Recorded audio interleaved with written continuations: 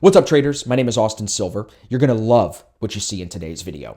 But if you are not trading Forex and you're looking to maybe transition from Forex into futures, like I did about a year ago, I've got two new courses for you that are newer, beefier, more valuable, and are going to make you more profitable. So if you want to check those out, there's a link in the description. Join us on ASFX TV. You get access to our live streams every day, our Discord, and of course, the two new courses, Futures 101 and Futures 2.0.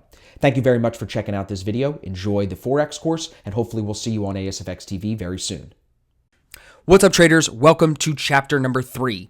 In this chapter, we're going to break down the D1 entry system in detail. But before we can get into the 160 or so markups that I have in this chapter, I want to first make sure we can identify a D1 setup properly. Now, before I explain these next couple of slides and all of the chart markups that I have in this chapter, I'm going to mention this one more time. Please make sure that you've grasped the A1 system like the back of your hand, to the point that when I even read this first bullet point to you, I want you to tie a couple of things together in your brain. So when I say, what are you looking for a D1 setup? Well, first you want to find the cleanest trend. Your mind, if you master the A1 before watching this, your mind should go instantly to perfect L50, perfect EMAs. Then when I say, when you're looking for a D1, you want space to move, your mind should go, okay, we need space on ADR. And now the new piece we're adding for the D1 entry system is that you're looking at this off a pullback to a significant level. I want you to think of the D1 entry as getting into the trade at the point that the pullback is complete and it's ready to continue an overall trend. Again, I want you to think of the D1 entry as you're getting in right as the pullback is ending before price continues to move in direction of overall trend. Well, we get the direction of overall trend from the higher time frames. So we're going to talk through these examples. I'm going to show you how to use the higher time frames in your analysis. So I want you to think of it this way. Maybe this will help tie some things together for you in your mind. With the D1, we're looking to go long off support levels and short off resistance levels. These are trending trades, which means that if we can use the higher time frames to confirm the direction, we could possibly hold these trades for multiple days with a stop loss locked in profit, making sure that you can't lose any money. If you have that higher time frame trend, you can hold that trade from Tuesday to Friday potentially. The trend is going to be identified on multiple time frames. So if there's no confluence, if the 1 hour is not agreeing with the 4 hour, if the 4 hour doesn't agree with the 15 minute, if there's nothing in agreement, or you can't get more of them than not to agree, then that should tell you that the trend is not very strong and you should try to go find a different pair. So when we want to identify the trend, we're going to reference back to the same skills that we learned in the beginner course. We want to use the L50 and the EMAs as our baseline to determine trend. The more confluence or agreement that we find, the more probable that the trade is going to be. Now, that's a pretty logical sentence, but some of you guys forget that. Write that down. The more confluence, the more parameters that line up in our favor, the more probable the trade is going to be. So if you find a setup that you can read risk reward on, but the indicators aren't all lining up in your favor, you have to take note of the fact that yes, you could be right in your gauge of risk reward, but it still could be a more probable trade with more confluence from those indicators. Now, if you can find a pair with clean trend, you should be looking for A1 and D1 entry signals off significant levels throughout the day. That means when you find something with a clean L50 and space on ADR and the EMAs look like they're in the same direction as the L50, in the same trend.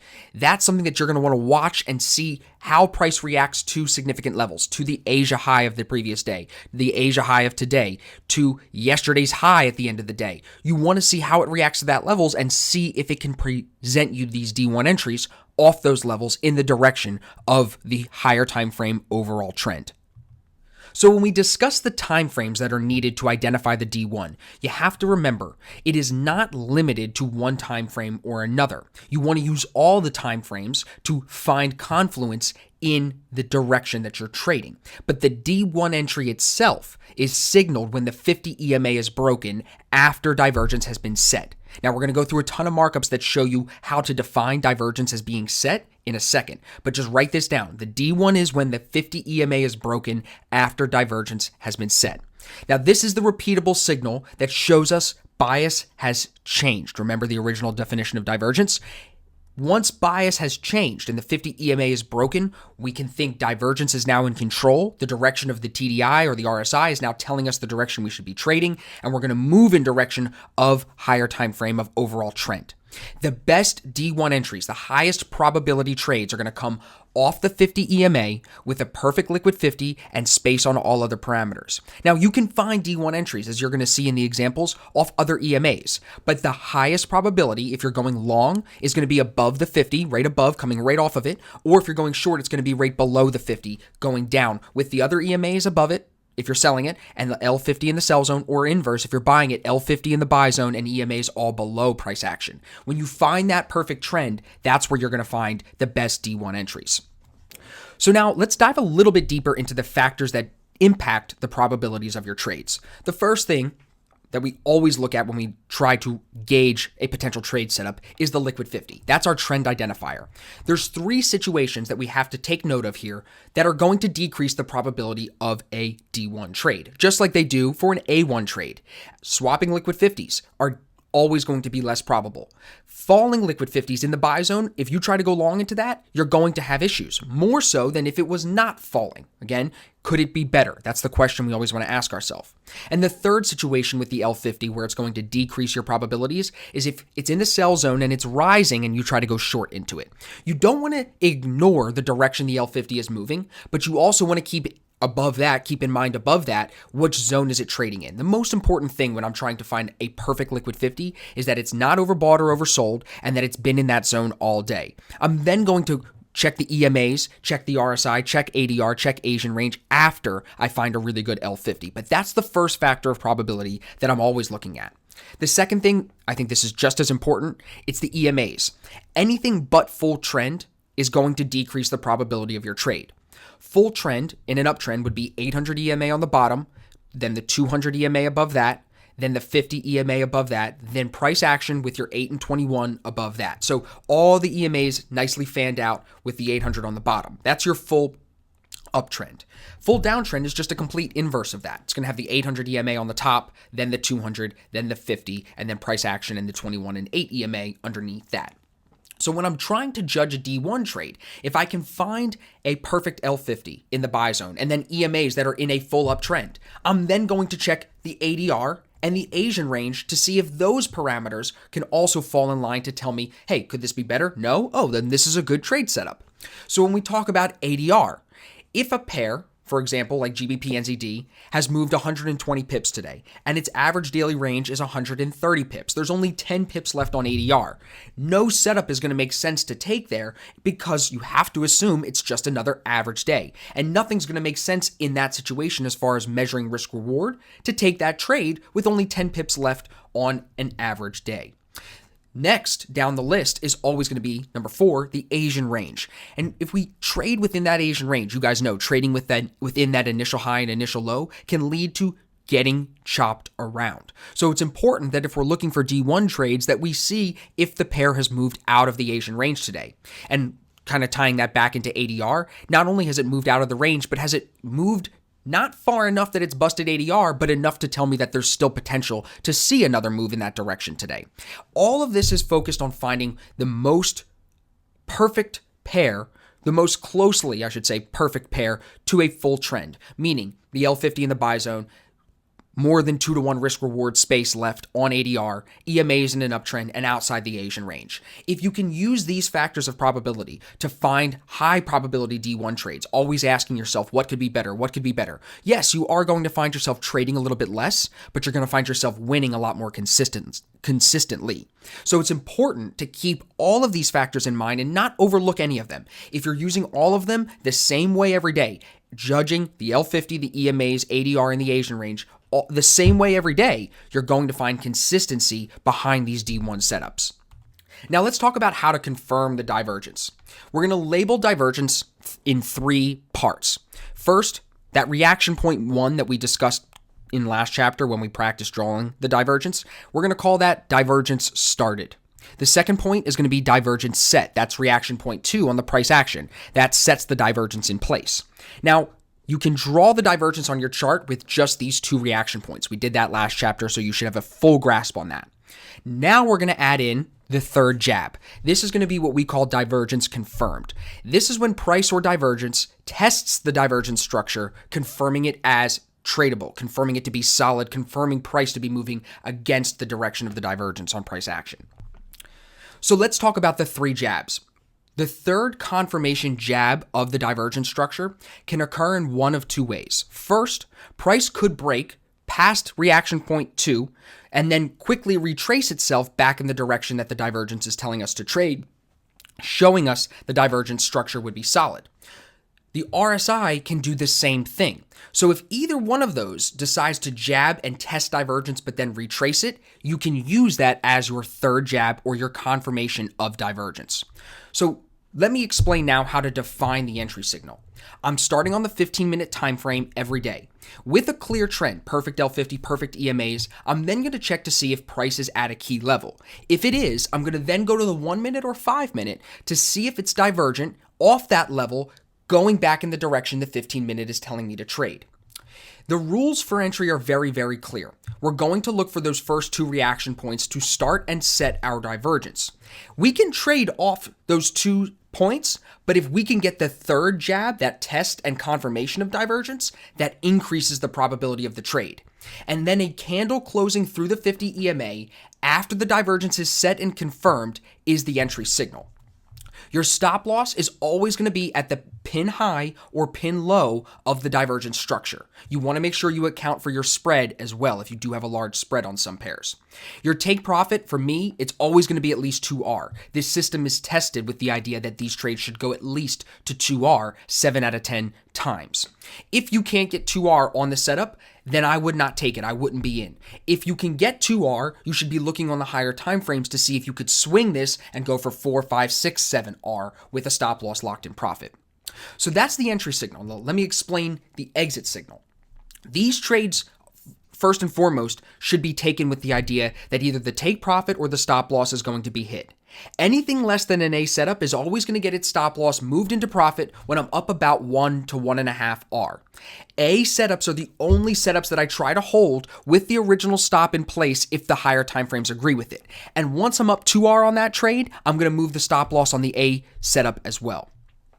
If you don't reach take profit, a break of the 8 EMA is always going to be an early safe exit, but that's going to get you out of trades often before the move continues in that direction. So I like to use the break of the 21 EMA, either with a strong bar or 2 or more candles, because sometimes price will come back to the 21 with a small bar and hold the 21 and come off with like a 2 candle or 3 candle formation and then continue in trend. So if I'm getting in on the D1 off the 50 EMA and it comes back to the 21 EMA, I know it could hold the 21 EMA and it might even give me a 15-minute A1 formation when I'm already in the D1 entry from 2 hours earlier. Now you're going to see that visualized in a second here, but I'm starting to walk you through some of these ideas. As we always talk about, and as we always do, even with the A1 system, you want to use divergence going against you to help tell you when the market is changing. If you enter on the 15-minute, you want to use 15-minute divergence to tell you if the market is changing. You don't want to enter on the 15-minute and then go to the 1-minute and get yourself out of the trade because the 1-minute becomes divergent. But if you enter on the 1-minute and the 1-minute becomes divergent, it's something that you should say, wait a minute, are the higher time frames actually in the direction of my trade? Should I be in this trade? If so, then you might want to hold the trade even through that 1-minute divergence because you know the shorter time frames don't weigh as heavily as the 15-minute and the 1 hour and the 4 hour. So all of the time frames have to come together here. But the big thing to take out of this slide is if your trade does not reach take profit, the breakdown of the 21 EMA with a strong bar or 2 or more candles is going to be a sign that the trend is changing. And that's important to keep in mind as well, because if you see a break of the 21, you might be able to find divergence on the lower time frames against you, and you want to take note of that. So now that we've talked about the entry signal and the exit signal, I want to make sure you understand how I'm grading these setups A, B, or C, and how much risk percentage I'm putting onto them. So the L50 and EMAs are always going to dictate the direction of trend, the direction that I'm looking to trade above everything else. Then I'm going to look to check average daily range and key levels to make sure that nothing's in my way and that I have space to move on the day, depending on how much I need to risk to see if I have the potential to go make that reward. Past that, if we can find perfect L50, perfect EMAs, space on ADR, no key levels in the way, we're going to want to qualify that as full trend. And that's what we're searching for, because anything less is going to decrease the probability of the trade. And the more parameters that aren't as good as they could be, the less probable the setup is going to become. I say as good as they can be in air quotes because I'm reminding you to always ask yourself as you grade these trades, what can be better? What can be better? Can this be better? Can the L50 be better? Can the EMAs be better? What can be better? If nothing can be better, you're going to have a hard time not taking that trade. So to define full trend and our A setups a little bit more clearly, please remember it's perfect L50 and EMAs, both agreeing on the direction. If the L50 is in the buy zone, EMAs better be in a full uptrend, 800 on the bottom, 200 above that, 50 above that, and then price action above that. You want to also have space on ADR, no high impact news coming, and no key levels in the way. An A setup is going to have that perfect L50, perfect EMA combo, and you're going to be trading off the 50 EMA, holding the direction of overall trend. So if you're trading long, I'm going to look for price to pull back with a perfect L50, perfect EMAs, price to pull back to the 50 EMA, and I'm going to look to trade long when holding above it. If I find a setup with a perfect L50 in the buy zone and perfect EMA saying long, but price breaks under the 50, I'm still going to potentially look to see if we're at a key level. Maybe I'll trade it when it gets off the 200. But because we're not above the 50, it's not an A setup. The only qualification of an A that's different from a B in this situation is that you're above the 50 when you're going long. And the same thing applies when you're going short. You want to trade off the 50 going short, so you want to be below the 50 EMA, coming right off it, but below it. So for your A setups, just keep in mind, if you're trading in full trend, perfect EMAs, perfect L50, again, use the long example. L50's in the buy zone, EMAs are in an uptrend. If price breaks under the 50 EMA and it's kind of near the 50, but it's under it, what did I just write here? Trading off the 50 EMA needs to be holding above it. So if you're underneath it, it still can't be an A setup because you're not coming off it. Now to break down the B and C setups, this is where one parameter is off. Maybe the EMAs could be better, swapping L50 or ADR might be maxed out, but everything else still looks good and you still want to take the trade. That's where you can use the B and C setups to still get involved in ideal risk reward opportunities in less than ideal potential trade setups. So you're able to read good risk reward, but all the parameters aren't there.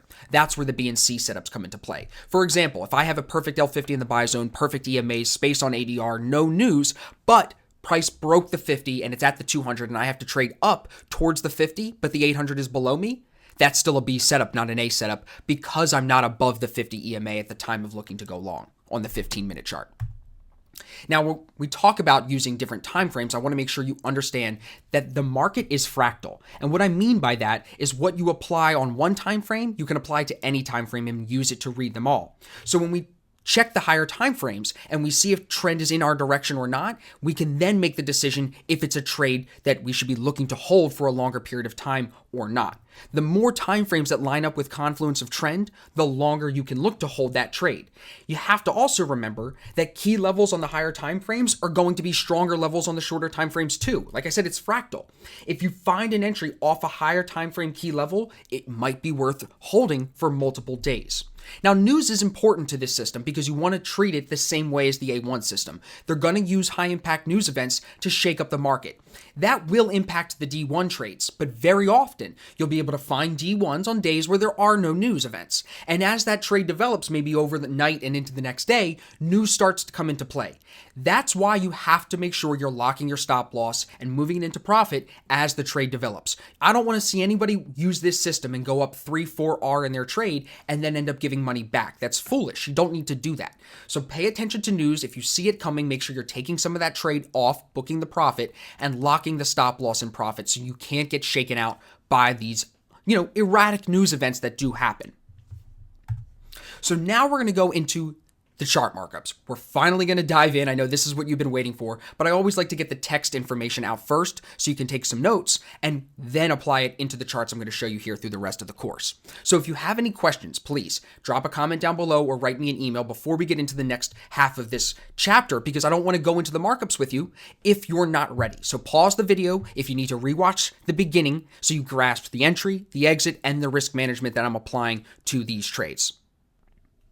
All right, guys, so we are going to go through some recent trades. Now, as we go through, this is an advanced course. So I'm going to talk to you as if I was talking to everyone's sitting in front of me at the Philadelphia seminar, or everyone's sitting in front of me at the Tampa seminar. Wherever we are, I'm not going to hold anything back here. So if anything is unclear that you hear me say in the first couple of slides here, please go back and rewatch the earlier chapters of this course just to make sure you fully grasp it. Now, the first example is Euro AUD. We're going to talk about it across 2 days. So first, we're going to look at the 15-minute chart. Now, we're going to go through these charts and try to keep the thought process uniform so you can understand how I'm working through the analysis actually as if it was me looking at it in the morning. I want you to understand what my process is through the D1 trader checklist. Now, the first thing we have to take note of always is where's the L50 and where are the EMAs? Well, here we see the L50s in the sell zone here all day, and the EMAs are clearly coming into a downtrend. The couple negatives about this trade that I want to discuss are first, that it's oversold twice, and second, that we have a pretty nasty pin here that created a large Asian range. So we're still trading within the Asian range. The EMAs could be in more of a full down trend if the 200 was below the 800 at the time of us looking to take an entry here, and it was oversold. So definitely not an A plus D1 setup. But we are short biased based on the L50 and based on the fact that price is pulling back to the 50 EMA as the EMAs look like they're coming into this downtrend. So because they're coming into a downtrend, because the L50 is in the sell zone, we're going to look to be short biased. Now, on the 1 minute, you can see divergence build here. Now, the divergence builds at the 800 EMA. This 800 is the same thing as the 15-minute 50 EMA.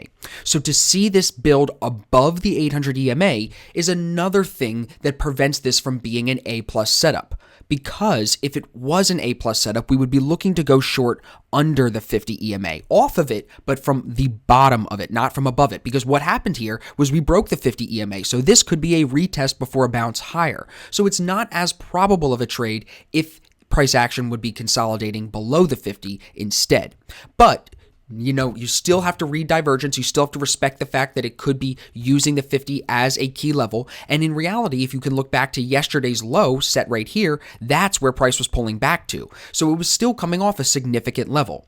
All of what I'm saying here should tell you that we are short biased. Now, it's not an A+ idea, but we are short biased. And on the 1 minute, you can see divergence here. Reaction point 1, reaction point 2, and reaction point 3 and 4. So there's multiple jabs here. They're qualified as jabs because price went higher, but the RSI did not. So it was respecting the original divergence drawn back here. Now, something that comes up a lot, and we are going to address it through all of the markups here in this chapter and in the next chapter, something that comes up pretty often for even people that have been using this strategy is how do you know when divergence is broken? How do you know when it's done?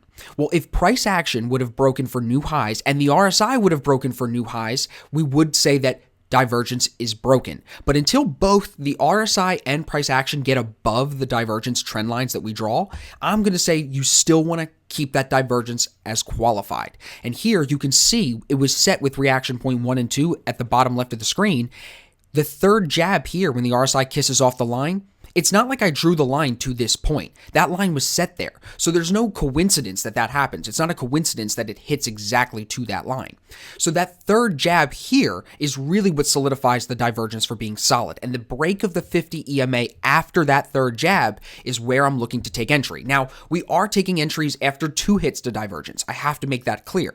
But more probable trades come after you have 3 or 4 hits to divergence, confirming it as solid structure. And here, after this break of the 50 EMA, it tries to get back above it, can't, and ends up moving lower as the L50 gets into the sell zone. Now, something we have to touch on that we didn't discuss a lot earlier in the chapter is that once we take D1 entries that are solid, we want to see the liquid 50 get into the zone that we are trading. So if we're short, we want to see the L50 get into the sell zone. When you take a D1 entry short, following this bearish divergence, the L50 is going to be in the buy zone because price has been rising. That's creating the divergence.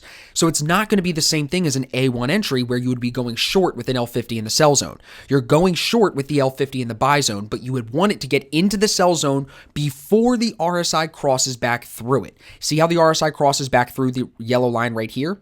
That's good because it's in the sell zone. If that had crossed through right here, that would have been a bad sign for the trade. That's where it tried to get back above the 50 and could not. Now, on the hour chart, when we talk about getting out to the higher time frames, and we're going to get into that a little bit more as this chapter goes on, but I want to touch on it here. Look at the hour. The price action is falling. The RSI and TDI are falling. L50 in the sell zone. You're coming off the 21 EMA. You're more short biased here than long biased. We're not looking to call the bottom here and try to buy that. Now, we're going to stem this into the next day. So here I have a 2-candle formation off the 21 EMA mark. Now, if I go back to the 15-minute, you can see it right here a little bit more clearly, coming off the 50, coming off the 21. Now, it's inside the Asian range. I remember we were talking about this trade in the VIP chat, but it was better to let the trade go because it was inside the range. It had oversold twice, and it just wasn't a A-plus trade, right? And at this time of year, December 19th, things start to slow down, so you want to be a little bit more picky. So I pulled out of this trade. I pulled away from this trade, I was never in the trade because I didn't like the 2 knocks against it being oversold and being inside the Asian range. However, it's still a 2-candle formation that's measurable. So if we go forward and we see that 2-candle formation falls into the next day, the reason I'm pointing this out is because if we take a look at this, you can see. Now that 2-candle formation is way up here. You can't see it. You can see, however, this present another D1 and then actually another A1 formation right here. I'm going to show you in a second. But this D1 comes off the 50 EMA in a better position than the previous day. Here, it's only oversold for the initial push down at the Asian session.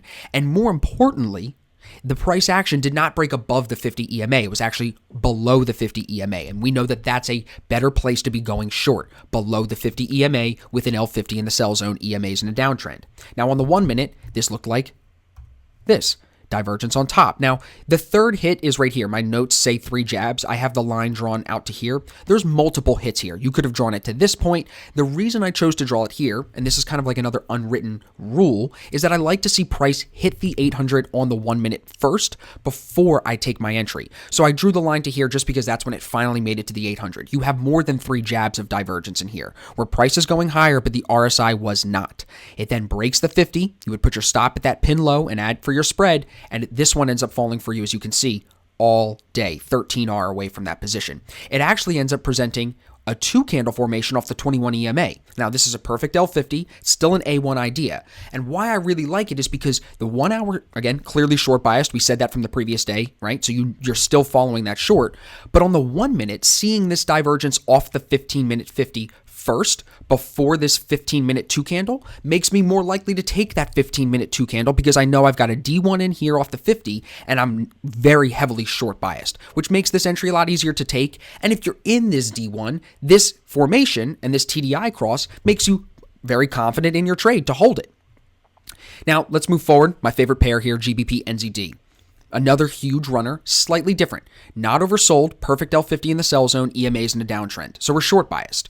Here, you can see it breaks out of the Asian range to the upside, breaks above the 50 EMA, and forms divergence that ends up falling all day. I was in this trade. It was 2 days before Christmas, which was very interesting to see something move 223 pips right before the holiday. But it did.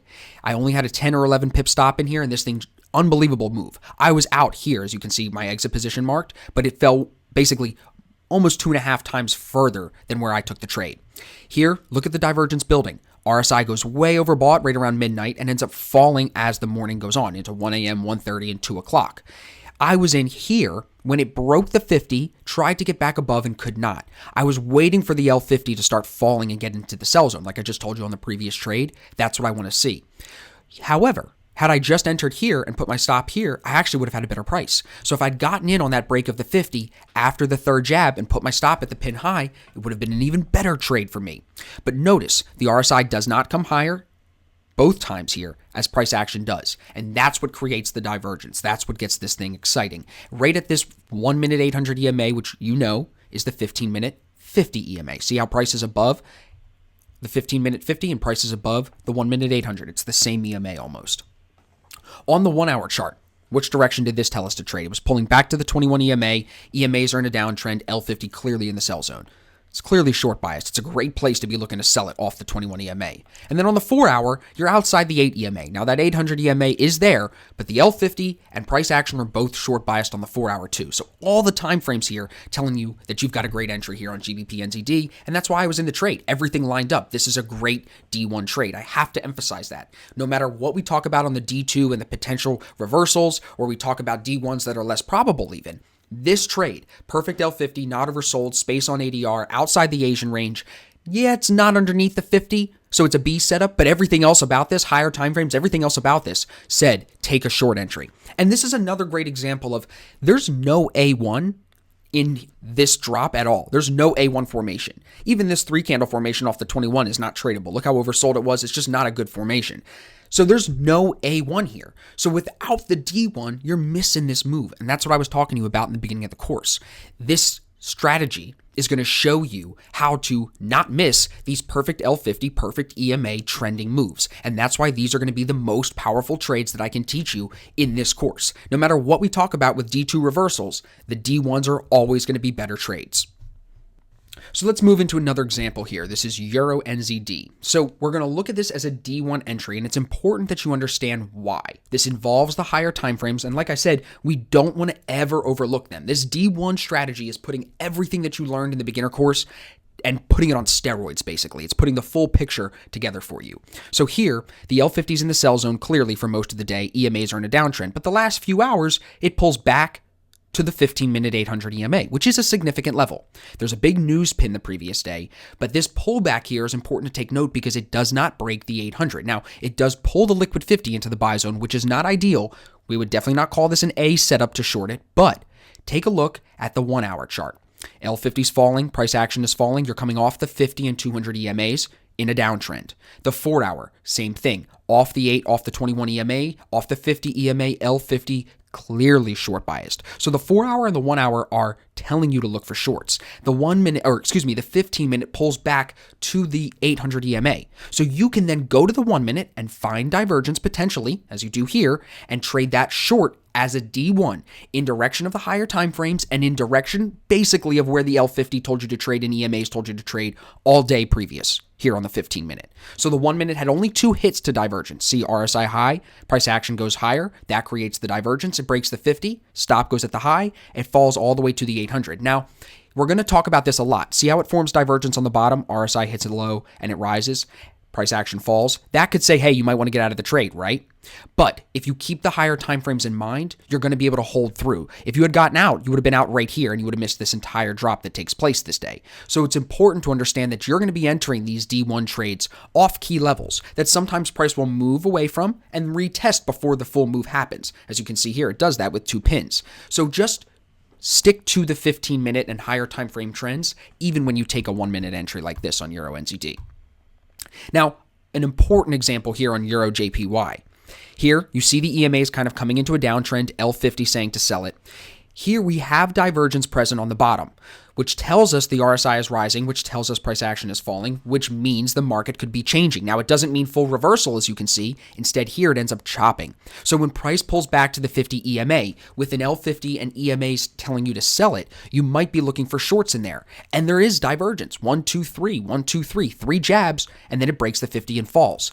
The thing is it only falls to the low of day set at the divergence structure right here. You see that retest? It's about 1R on the trade. So it's not a great setup because of this divergence on the bottom. You can't overlook this. Even if you see perfect L50, perfect EMAs, don't forget to try to draw divergence on the bottom or the top of your chart to see if that's in the way of the direction you're trying to trade. I know a lot of people in the VIP chat, as I talk about this, as I've been testing this live with you guys, calling the trades, you guys have been saying, oh, I didn't see that divergence in the way. I traded it without you, and I didn't see it was divergent on top in my way. I don't want to hear that anymore after this course. You gotta promise me that you don't overlook divergence on the 15-minute chart anymore. Now, CHF JPY, this is an interesting markup. So the L50 moves up into the buy zone the previous day. Price action moves higher. It pulls back at the start of the Asian session to the same price that it consolidated it at the first time the previous day. We break that price, retest, and then move off of it. So it showed that this price was a significant level. 111.34 basically was the price. When it comes back to 111.34, it forms divergence. Look how oversold it is. It's rising. Price is falling. It breaks the 50 after 3 jabs, more than 3 jabs. 3, and then 4 here, right? So multiple jabs that hold the divergence. Again, this line was not drawn to this point. The line was drawn using these reaction points back here. Always look left to right. So this price is just bouncing off that divergence structure line, testing it, telling me that if we break the 50 now, it's going to be a good signal of change of bias. So it breaks the 50 here, and this actually runs up 2R before news early in the morning at 5 a.m. ends up spiking this trade. Now, if you had stayed in, it would have spiked you out and stopped you out for a 6-pip loss. But if you would have had to take profit set at the Asia high or yesterday's high, it would have been hit at 14 pips, maybe at 12 pips at 2R. So you could have gotten 2R out of this trade, which is great for me. I would have had my stop loss locked in profit at that point. Why this is an interesting trade is because when this pulls back down here to retest that same level, it actually presents another divergence entry here. Look, RSI sets a low, price comes a little lower twice, right? 2, 3, creating those jabs, break of the 50, and it ends up rising. Now, that one takes off and goes 9R. That's a 5-pip stop, and it goes 40-something, 43 pips right off the low of day. So this is off the low of day, off yesterday's beginning consolidation level, right? That key level. And even with that swapping liquid 50, you take this as a B setup because you're long biased off the earlier winner. You know you could bounce off that level just as you did previous based on the L50. It's very, very clear. On the higher time frames, CHF-JPY, you can see long biased. Look at the L50 in the buy zone all month. EMA's fanned out, holding the 8 EMA. Nothing here tells you to try to sell it. So that's where it's okay to try to take this thing long twice, off the low of day initially, which was yesterday's level, and then again here later in the morning. So now we're going to talk again about EuroCAD. This was another trade that I was in. This was on the 17th. You can see the L50 in the buy zone. EMA is coming into an uptrend. It was a 2-candle breakout for a new high of day. It was a great trade. It held the 8 EMA very, very well. It was beautiful. The stop goes at the bottom of that 2-candle. You know that already, right? Why this was a great trade is because there's D1 divergence right here above the 50 EMA, which is great, with a perfect L50 in the buy zone. Now, the EMAs could have been better here, but L50, price action, all tell you to be very long biased. On the 1 minute, it's just 2 hits of divergence. It hits the 800 EMA on the 1 minute, which is what I like, and then it breaks the 50 with a strong bar. That would have been the entry bar for a potential D1 idea. Now, it is only 2 hits to divergence, not the full 3, but it's still measurable risk reward with a stop right at that low of the divergence structure. So here you got the 2 candle. There it is boxed in on the 1 minute. That's my entry. That was my stop, and it runs very nicely. From there, on the 5 minute, you can see it also holds the 8 EMA really well. And why I want to show you the 5 minute here is because it builds divergence on top. See how the RSI hits overbought once, overbought again, and then it jabs higher one more time, but the RSI does not. That divergence tells us that something could be changing. Notice how here it breaks the 50 EMA, and that's what triggers the fall. We're going to talk about that next chapter. That's the D2.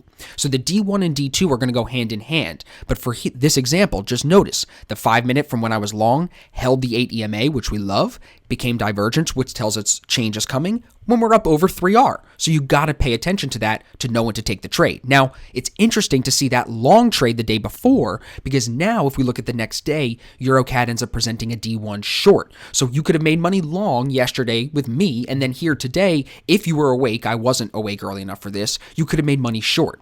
The L50 starts the day in the sell zone perfectly. The EMAs are not perfect, so it's not an A+ short idea, but it's clearly short biased, and on the higher time frames, this was short biased as well. So when it pulls back to the 50, the 200, and the 800 EMA, I'm looking at the 1 minute to see if it's building divergence, and it does. Here would be the second point, the third point, the fourth point. There's multiple jabs to divergence because the RSI does not go higher. It then breaks the 50 EMA and ends up falling away from that. Now, once that trade starts moving, notice the divergence that gets built again here. Rising price, falling RSI, it breaks the 50 right here and ends up falling again.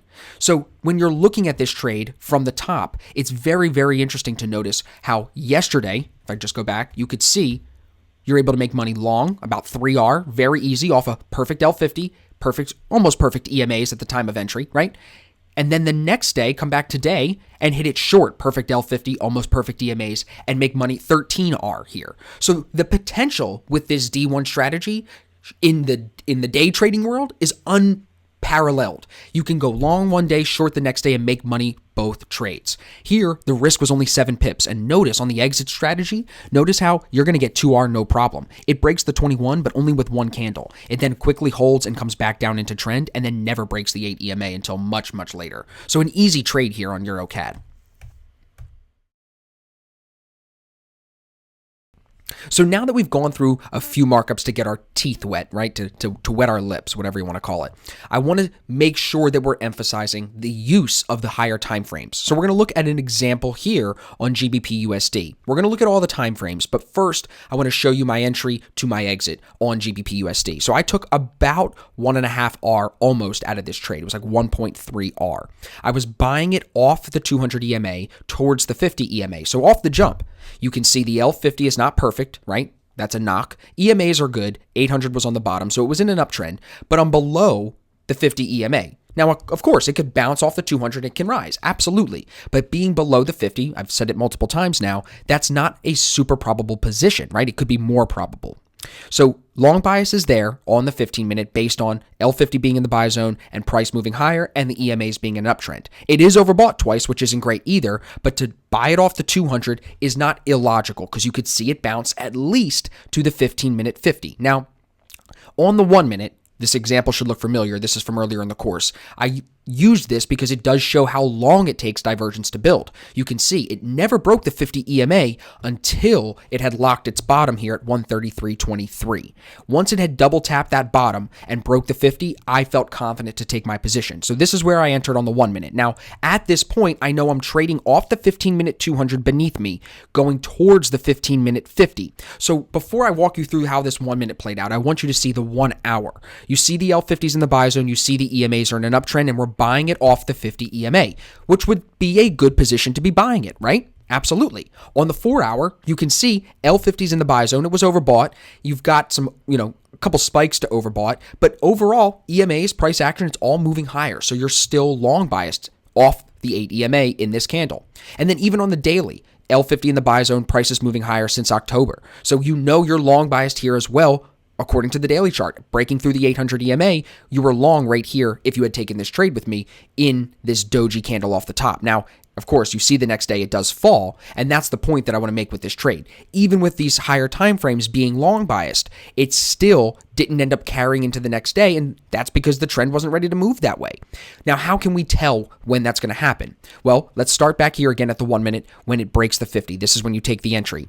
A couple minutes later, after chopping at that breakout point, it ends up moving to the 1 minute 800, and that's where it starts to build divergence. See how the RSI had set a high, but price is moving higher? That's important. That's starting to build divergence. That divergence kind of leads to a little bit of chop as the L50 falls. But because the L50 moved into the buy zone, I was waiting to see if the L50 moved into the sell zone before I took an exit. But as price really didn't move much higher and the L50 started to look like it was going to break into the sell zone, I said, you know what? This 1 minute divergence at the 50 EMA is enough reason for me to think, okay, it's changing, which means it's going to chop or drop because the rise, if you look at the 15 minute, was off the 200. Now the conditions to change since we hit that 50 and hit that level that we stopped at a couple hours before, the change could come as drop. And where it does is it carries through, as you can see on the 1 hour here, into the next day.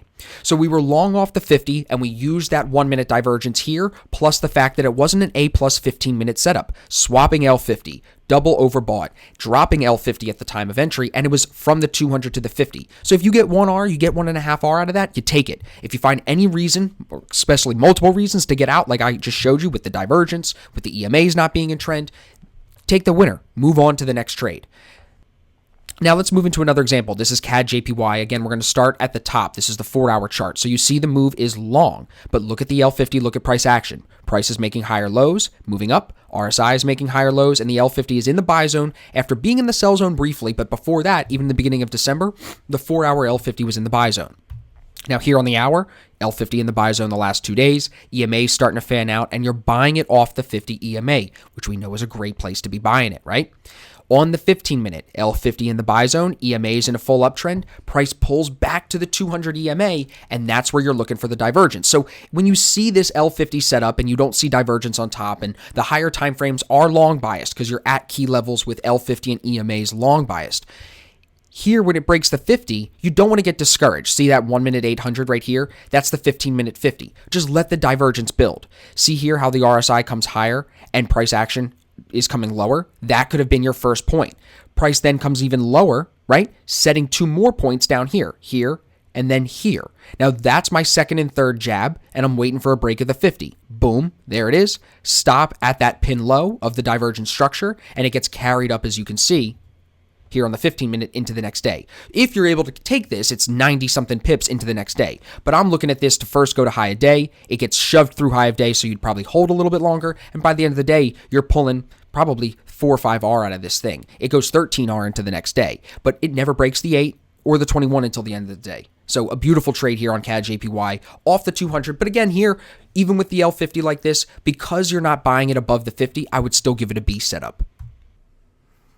Now here I've got an example on GBP CHF. So on the 1 hour, you can see there is some divergence on top. RSI is overbought, but EMAs and L50 are clearly long biased. So we pull back to the 50, and that's a great place to be looking for longs. So you take it to the 15 minute. The 15 minute, of course, is going to be at the 200 EMA. Now the L50 here is not great at all, but notice how this is the same level that it consolidated at the previous day. So your long bias is there from the higher time frames.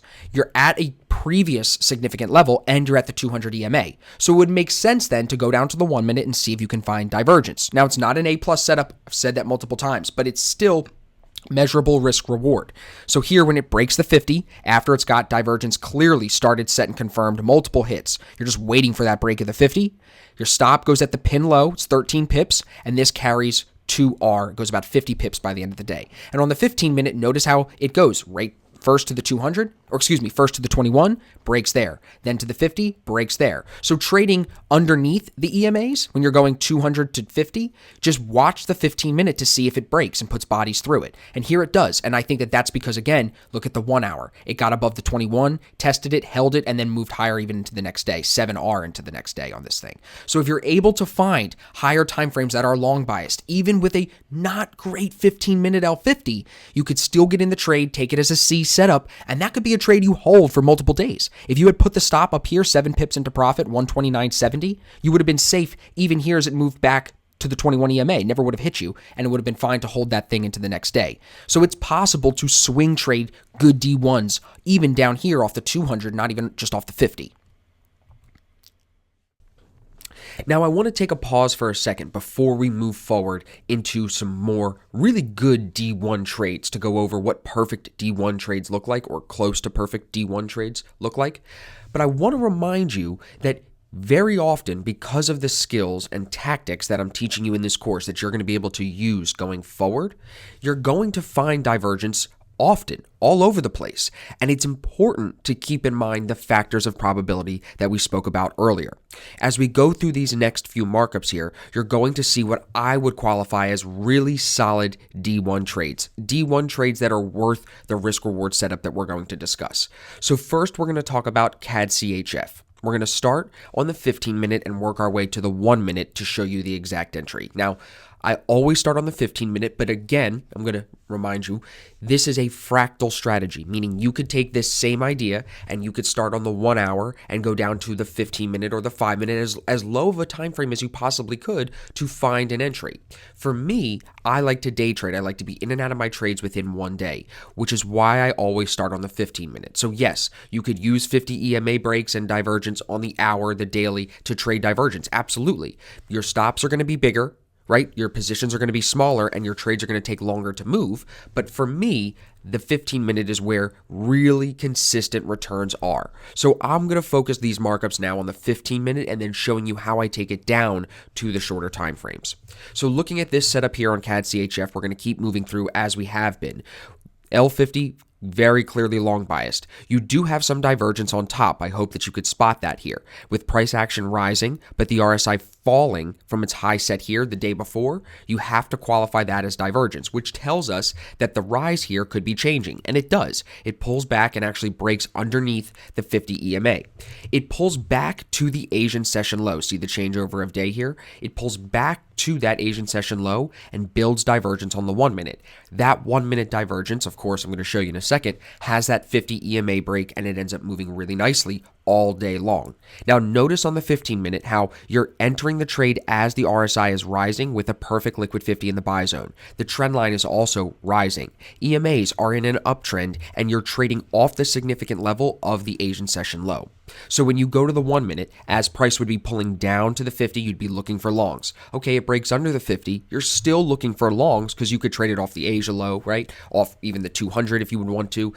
but it's not as perfect as it would be as if it was above the 50, but you're still going to look for divergence on the 1 minute, and you get it. So here it builds. You see started and set as price falls and the RSI is rising. This is like 4:45 to 5 o'clock in the morning. The third hit to divergence comes here at about 6:15 in the morning.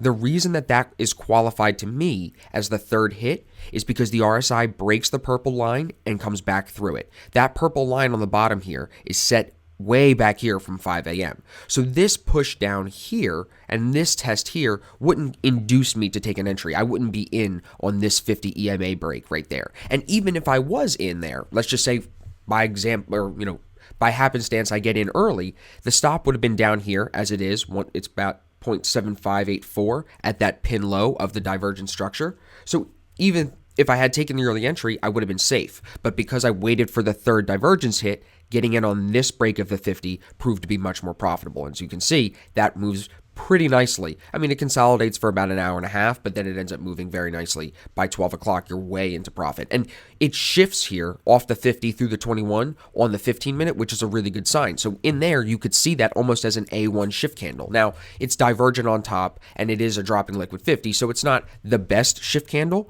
but it still is an A1 signal that this is moving higher more than it's moving lower. So you're good to go in that D1 idea here off the bottom. Now, this is a pretty clean trade. But the next few markups that I'm going to show you are actually even cleaner. So now let's take a look at NZD-JPY. We'll start again on the 15 minute. So EMAs, as you can see, in an uptrend. 200 is underneath the 50. L50 is in the buy zone. TDI is not overbought, so this looks good. You have a little divergence on top here. Again, falling RSI on top, rising price action. But the higher time frames here are long biased. So you're going to see that divergence and grade your trade appropriately. You're also trading within the Asian range here. Here's that Asian session high, these two pins.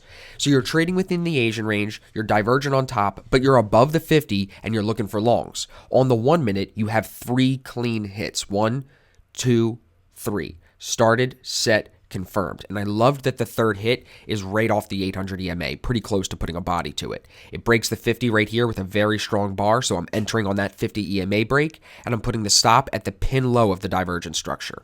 Pulls back pretty quickly, but then, as you can see, it moves very nicely well into profit, 70 pips here with a 5 pip stop.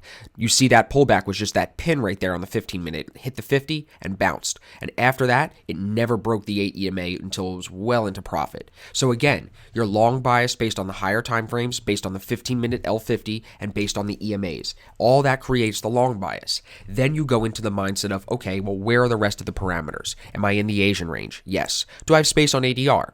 Yes, so that's good. So now we're kind of balancing that out. Am I trading off a significant level? Absolutely. It's coming off of yesterday's high set earlier here at 12 o'clock, coming off the 50 EMA, this whole consolidation zone. So it's coming off a very significant level. It's above the 50, which we love. It's not overbought, but it is divergent on top. So because of the fact of it being inside the Asian range and the divergence on top, I would give it a B or C setup and just size down and still take this 1 minute divergence because you can watch this build. This takes an hour, about 2 hours really.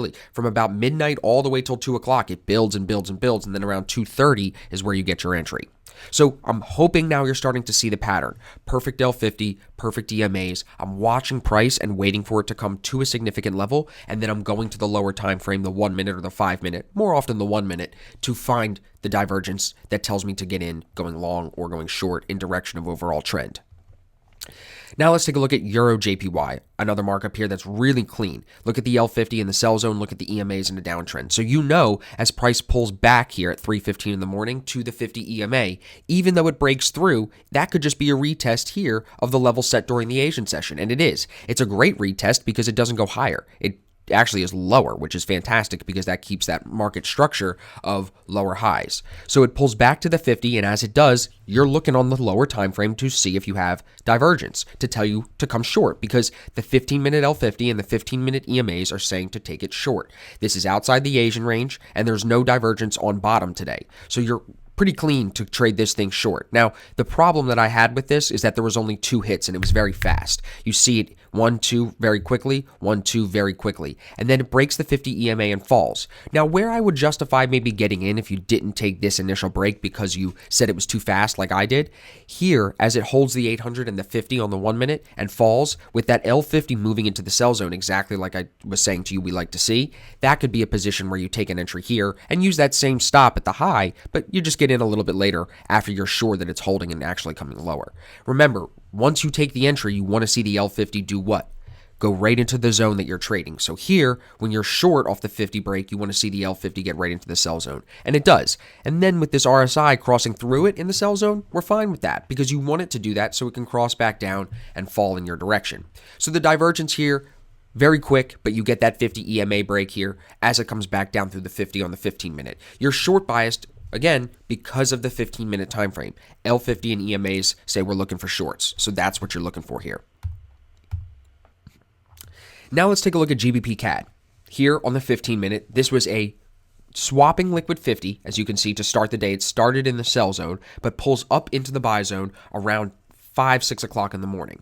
EMAs are in an uptrend. The 800 EMA was on the bottom, and it ends up pulling back down to the 50 EMA, which is somewhere where we would potentially look to go long, especially because the higher time frames were long biased. So you're looking here off the 50 to trade towards high of day set a few hours before, about 4 hours before at 6 o'clock, and then if it breaks that high, you're looking to trade to yesterday's high. Which I had marked right here. So looking to be long off the 50 with a swapping liquid 50. It does tap over bought, but it would make sense to be long biased here, especially because you have a really strong shift, as you can see, through the 50, through the 21, right at the start of the London session. So London shifts up, it pulls back to the 50 here, pulls back to a serious level at the 50 EMA, doesn't really break below it, and it becomes divergent on the 1 minute here, where it shows you a signal to go long. So on the 1 minute, it builds from about 8:30 until 10:30. It takes a while, and that's why I said you have to be patient with these trades. But notice, RSI sets its low, price action comes and sets 2 new lows, so really this could be your second and then third jab right here. So as soon as it does this, you're looking for the next break at the 50 to take an entry. And even here through that pullback, you're safe because your stop is at the pin low of the divergence structure. So you deal with this pullback on the 15 minute, right? That's what it looks like. Then again, just like in that previous trade, this shifts up. Not a great shift as you see with that TDI, but it does cross the 8 and the 21 and moves right up to yesterday's high outside the 8 EMA, which was almost 3R. So a really nice trade here, about 18 pip stop, and it goes almost 50, over 50, excuse me. So start to finish with this trade, it's important to keep in mind the biggest knock about it is that swapping liquid 50. I don't love to see that. But if the higher time frames are long biased, you're going to be more likely to lean in the direction of this rising liquid 50 and be okay with that swapping for the day because the EMAs are in trend and because the higher time frame is in trend, telling you to be long. So even though it's overbought and even though it's a swapping liquid 50, at the time you're trading it, everything is moving higher. L50 is rising, price is rising, EMAs are rising. So it makes sense to go to the 1 minute and see if you can find a divergence entry off the 50 EMA on the 15 minute right here, which is exactly what this gives you. So I hope these are making sense, guys. Now we're going to move into a markup kind of like in the previous section of the course where we were doing top-down analysis. I want to show you GBP JPY. So here, this is a D1 trade that's not that great of a setup, but it still works in your favor and actually runs for 2 days. So notice first the L50 in the buy zone. That's what created my long bias. This is EMAs in what we would call basically spaghetti. You're looking to trade towards the 800 EMA because the L50 is long biased. Now, price breaks under the 50, kind of sits right at the 200, the same level almost that it consolidated at during the Asian session, and then that's where I was looking on the 1 minute to see if it was going to come higher. I did notice that we were, of course, trading inside the Asian range, and we had divergence on top, which would tell me that something could change. So here, with this divergence on top, that signaled the change with this pullback down under the 50 to the 200, and then I went to the 1 minute to find this divergence, rising RSI, falling price action, and a break of the 50 right here on the 50 minute. And that goes right up to the 800 EMA by the end of the day. This is the day after Christmas, a day that typically would have low volume. So it ends up being a really interesting trade, especially when you look at the higher time frames, because the 1 hour to me wasn't super clear on a long bias. It's rising on price over the last day or so, like before Christmas, and then you had the day off on Christmas, so coming after that break. The L50 though is in the sell zone. The 4 hour L50 is also in the sell zone. So both of those are telling me to be short biased, if anything. And the daily is rising, but kind of coming off of a pullback. It's in the buy zone on the L50, but this is not a very clear uptrend or downtrend. But if you're just looking at the 15-minute, as we are here, this is telling you to be long biased. This is where the original idea comes from. This trade actually ends up running for 2 days, as you see it, retest that entry price, clearly a significant level, once during the Asian session with a pin the next day, and then it takes off. This ends up moving over 120 pips from that entry on the day after Christmas. So the long idea, so I'm very clear on this, the long idea on the 15-minute, the day after Christmas, comes from the L50, trading it to the 800 because of the way the EMAs are shaped. This is a C setup because of the EMAs, because of it being overbought, because of you being inside the Asian range, and because of the divergence on top. So a lot of things on here telling you that this is not a super high probability trade. But if your long bias is there on the higher time frames, as this one somewhat has it with rising price on the 1 hour and the daily being in the buy zone. So if it's somewhat there, you could justify looking on the 1 minute here for divergence for an entry, even though it's under the 50. Again, that's just another knock telling you to size down, taking this very small. Like if you were to take this trade, 0.5% risk, 0.25% risk, take it very small because it's going to pay you 9R. You don't need a full 1% on this trade. If you put 0.5% on this trade, you're still pulling 4.5% if you take this to the 800. Huge move. And then you take this for the next day. I mean, you're pulling 16, 17R. It's unbelievable if you're able to hold in with the original stop and if you don't get stopped on this pin. But for me, if I was taking this trade, L50 in the buy zone this day, EMAs the way they are, I'm trading this to the 800 and that would be the full position. That would be the way the trade should play out. But there were so many knocks about this, even as I was watching it, because I was eager to get back to the charts after Christmas. I didn't take the trade just because of the divergence on top, because of the EMAs being swapping, because of the overbought. So just a few things that I didn't like about it. Let's move into another example on Euro USD. So here, clearly a long bias pair based on the position of the L50 being in the buy zone all day and the EMAs being in an uptrend. Now, price pulls back down to the significant level of yesterday's high. So you see it set, the way that I like to draw my support and resistance zones, pin with the 2 candles to the right, 2 candles to the left, not as high. So that's our initial zone set right here at yesterday's high. We're pulling back down to that zone with a overbought RSI, falling TDI, but in the buy zone in an uptrend. So if we go to the 1 minute, we see divergence building. Now we're going to come back to the 1 minute in a second. I want to show you the hour. Look how high the RSI was. It was actually divergent on top too. But price itself was only pulling back to the 21 EMA. So with the way everything was moving, you're clearly not trying to short this here. So if anything, coming off the 21 EMA, you would be long biased. Look at the EMAs, look at the position of the TDI.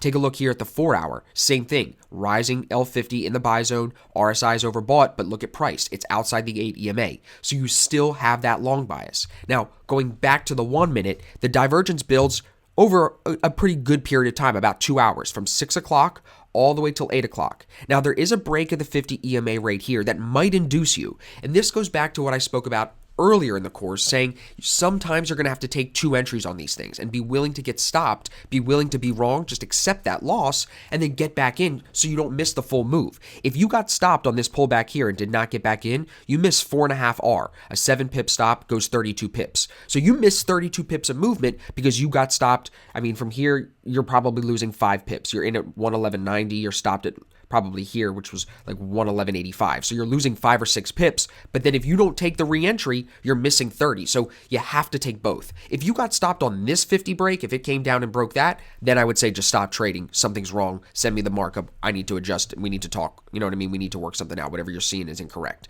Maybe the 15-minute isn't in trend. Maybe you're trading counter trend to the higher time frames. But here you can see it. The 1 hour, the 4 hour, they're all long biased. So to see this pullback to that zone set yesterday, right?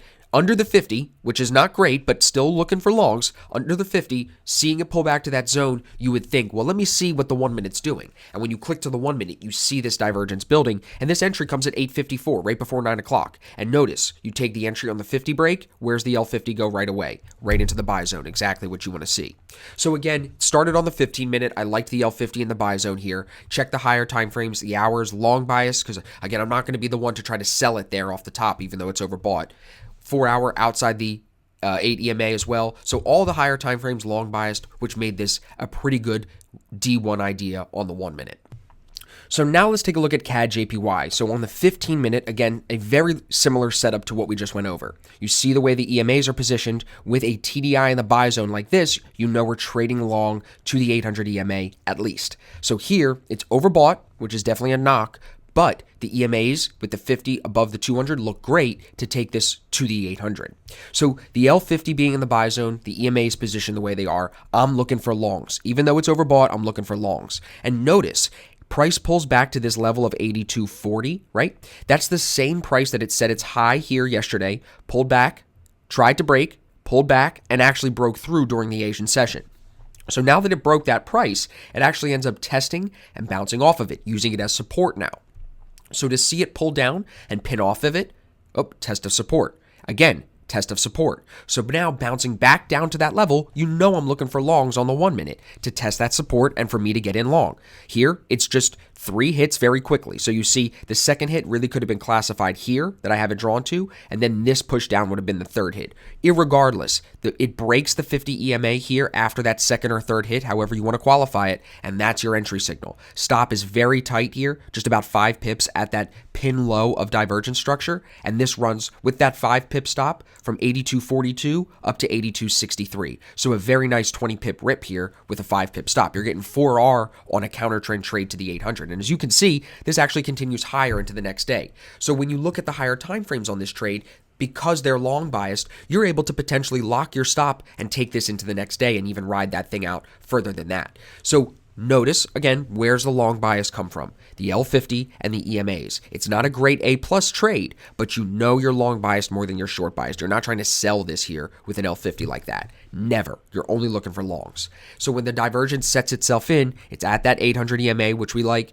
It's divergent, which we like, at least 2 hits, and it breaks the 50. That's it. Breaks and it moves. Notice how it breaks, retests twice, tries to get through that level of 82.42 down, and it can't, so it moves higher. And that's the good signal to say you're staying in the trade. The 50 comes above the 200, and these EMAs start fanning out on the 1 minute. And that's exactly what you want to see. So pretty clear on the long bias, pretty clear on the risk reward, and that's why this is a good D1 setup to make sure you go over and screenshot this. Let's take a look at Euro CHF, another example here. 15 minute, clearly long bias. Look at the EMAs. 50 on top of 200, 800 is down below, L50 in the buy zone. Now it is overbought, but it's Euro CHF, so this is a low volume pair. So to see this thing move 60 pips is crazy, seeing that 57 pip move right there. But it's not unexpected because look, price moved and set yesterday's high here, consolidated during the Asian session, and then moved higher. It retested that same price here that it used as yesterday's high at the 50 EMA. So you're pulling back to the 50 with an L50 that's perfect. It is overbought, but other than that, the L50 is perfect, and the EMAs are telling you to be long biased. So it's only logical to go in here and look for divergence on the 1 minute, because again, also there's no divergence on the top. You're outside the Asian range, so this looks good to say if I can find a long here off the 50, I'm going to ride that out. And look, it shifts up and moves off the 8 all day from about 4:30 till 9:30 or so.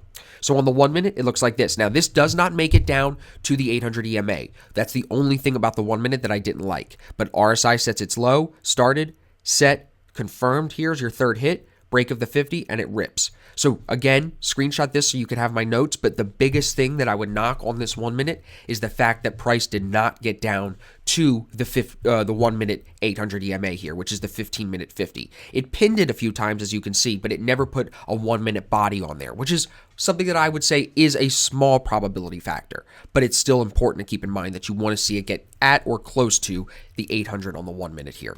15 minute though, you should clearly understand where this long bias is coming from. L50 in the buy zone, overbought, so size down, not an A. I would probably give this a C setup, to be honest. The fact that it's overbought and the fact that it doesn't make it to the 800, but still, take it with 0.5% risk. 0.5% risk at 10R, you're going to be pretty happy with that, right? Pulling 5% off this trade when you only have to risk 0.5%, it's going to end up being a good day for you, especially on Euro CHF.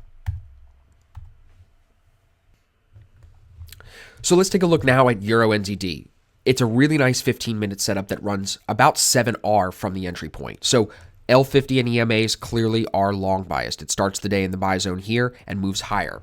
The RSI does go overbought, which is something to take note of when you take your sizing on this trade. But as price pulls back to the 50 and holds above the 50 with the L50 in the buy zone and the EMAs in this position, we know we're long biased. So we go down to the 1 minute and we look for divergence. Now again, just like in the previous markup, this does not make it all the way to the 800 EMA, which is something that I would definitely take into consideration when I size into the trade.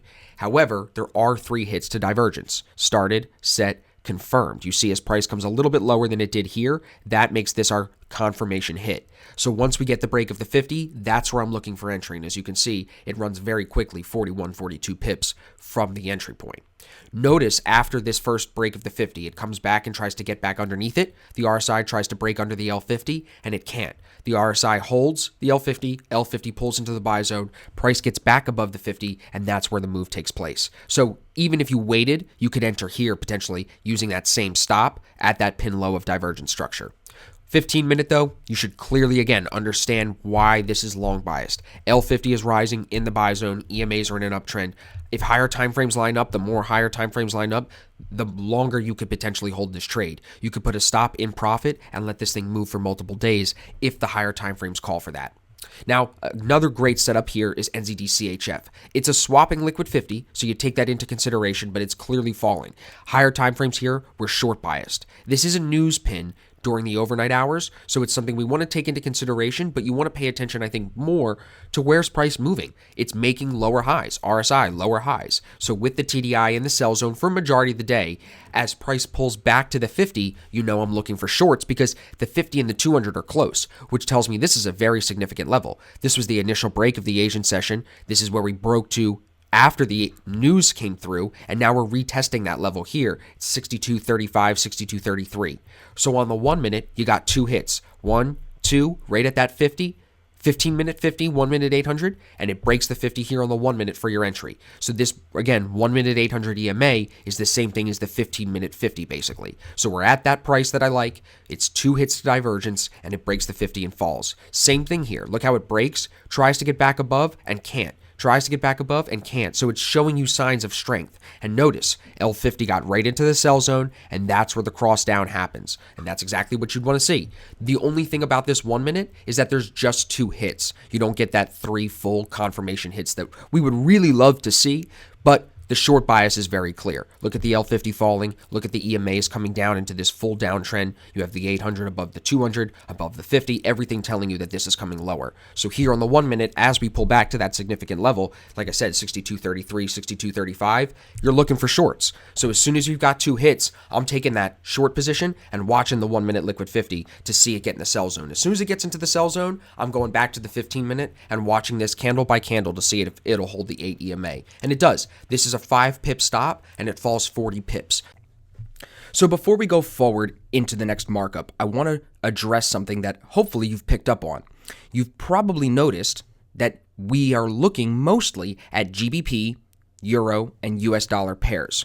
The reason for that is because right now, at the time of filming this course, which is 2019 going into 2020, Brexit, the US-China trade deal, and the US-Mexico-Canada trade deal are 3 events that are really driving a lot of economic behavior and a lot of trader behavior.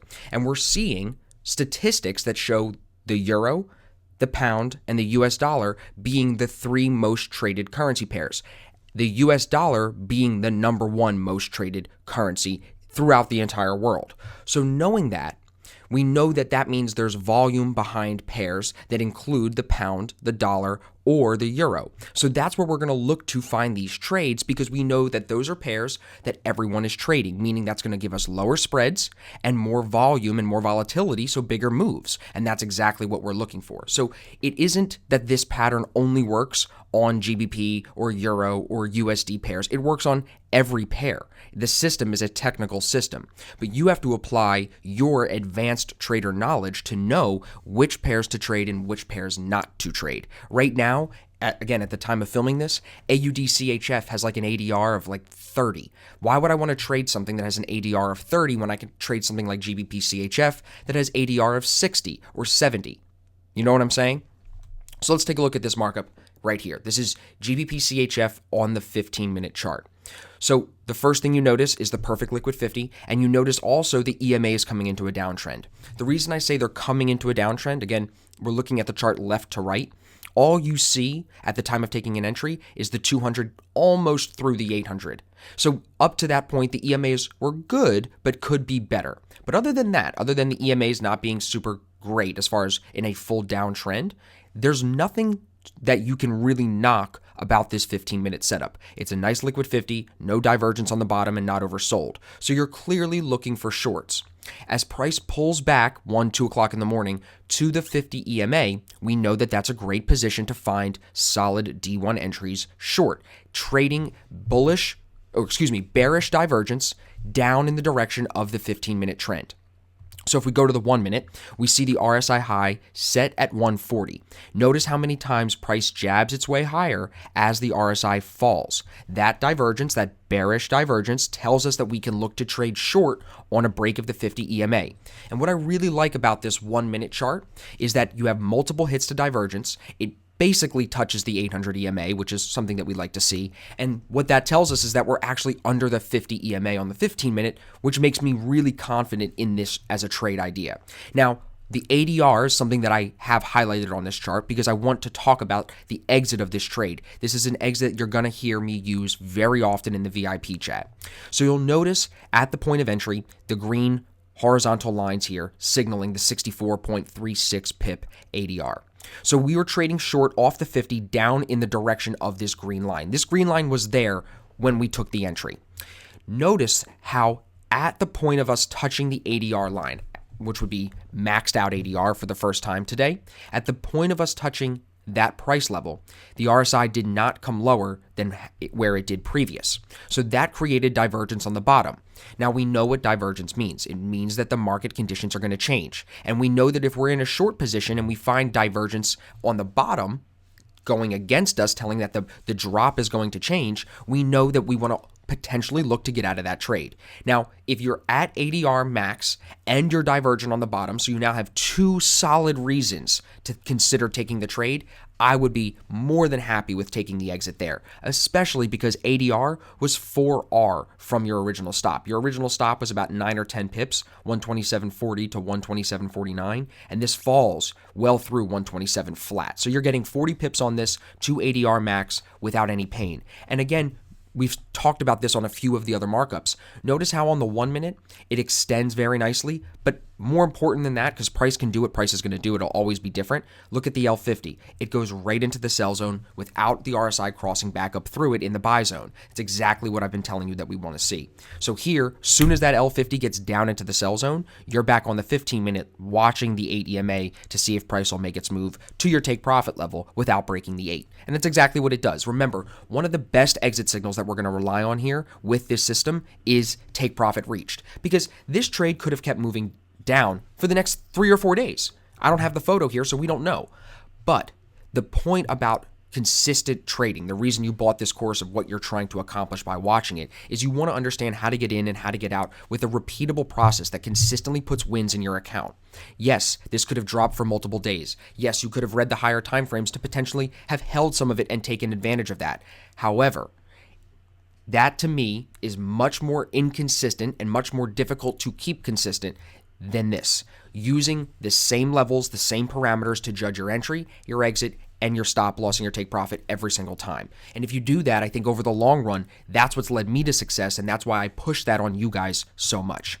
Let's take a look at GBP NZD. This is another really great pair that I love to trade, even to the point where we have situations like this where I will consider taking an entry even when not all the parameters are locked up. Now, the first thing you probably notice is that it's overbought and the L50 is in the buy zone. Good. That's what I want to see, because the EMAs are also in an uptrend. 800, 200, 50. So we're long biased. The problem with this trade is that we're inside the Asian range, and it almost maxed out its ADR. You see ADR 153. It almost maxed that out during the Asian range. So that would be actually what we would qualify as a blown out Asian range. So not only am I showing you a trade within the Asian range, but I'm showing you one with a blown out Asian range, almost maxed out its ADR, and being overbought. So this is definitely at best a C setup. And also the other knock about it, that is noteworthy is that you're under the 50 EMA where I have this 1 minute entry that I'm going to show you. So it wasn't above the 50, like that previous trade was below the 50 where we'd like it. You'd want this one above the 50 to have a really solid trade. So it's just not as solid, but you still have to take key levels into consideration and look here to these two pins, how they literally pin the price of the end of the day, the previous day, and the Asian session changeover. So it's just retesting that Asian session initial high before it was broken. It's like, here is your level, tested, couldn't break it. Finally gets through it, comes back to retest and use it as support before moving higher off of it. So you're still coming off of a key level, but you're not coming off of the best key level that it could. That would be here above the 50. Now on the 1 minute, this is what it looked like. You can see 2:30, 2:40 in the morning, the divergence starts with the RSI low and it builds and builds and builds, finally breaking the 50 EMA here where after you have your second and third hit. So notice this is your second hit to divergence. RSI is falling, or excuse me, price action is falling, RSI is rising. That's your second jab. And then the third jab here, as price breaks through that purple line, the RSI tries to, and it cannot come lower. It's actually higher than previous. And that would be your third hit to say, okay, if we break the 50, I'm going to take an entry in the direction of the 15-minute trend, which is long biased. Even though you're inside the Asian range, even though it's overbought, even though the ADR is blown out, you're still long biased. So you can look to trade inside the average daily range if you're not at the high of day in this example. So here, what I'm saying is, since it already moved almost 153 pips, if it pulls back and then wants to retest its high of day, which is what it does here, that doesn't do anything to the average daily range. It already made that move. So what I'm saying is that it can trade between the initial high and initial low set to max out that ADR during the Asian session. And that's what it does. You would be looking to trade this off that significant level, 2.0219, probably 2.0220. You're looking to trade off that level to the high of day, 2.032. And you do get that. And now another thing that we have to take a note of, because we've been discussing it, is here on the 15 minute, it gets back above the 50, tries to get below it. It actually becomes divergent here again on the 1 minute and then continues higher and makes its move to retest that high of day. So not a great setup here. Definitely not. But using the system, using multiple hits to divergence, you have it here on the 1 minute, that 50 EMA break that changes the bias. And notice again, L50 right into the buy zone. So these good trades, that L50 is going to move into the zone that you want to be trading, meaning here, since we're long, we want the L50 in the buy zone. It's going to move into that zone before the RSI crosses back down through it in the zone that you entered on. Write that down. It'll move into the zone that you want to trade it in, meaning the buy zone in this example, before it'll cross back down in the zone that you entered in, which would mean the RSI crossing back down here in the sell zone.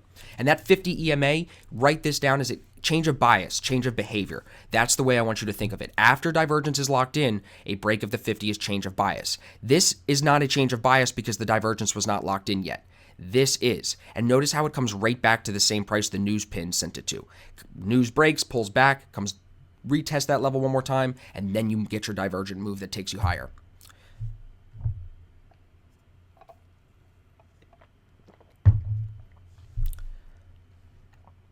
Another GBP example here. This is GBP CAD, another pair that does move really well. So here, this is actually trading within its ADR.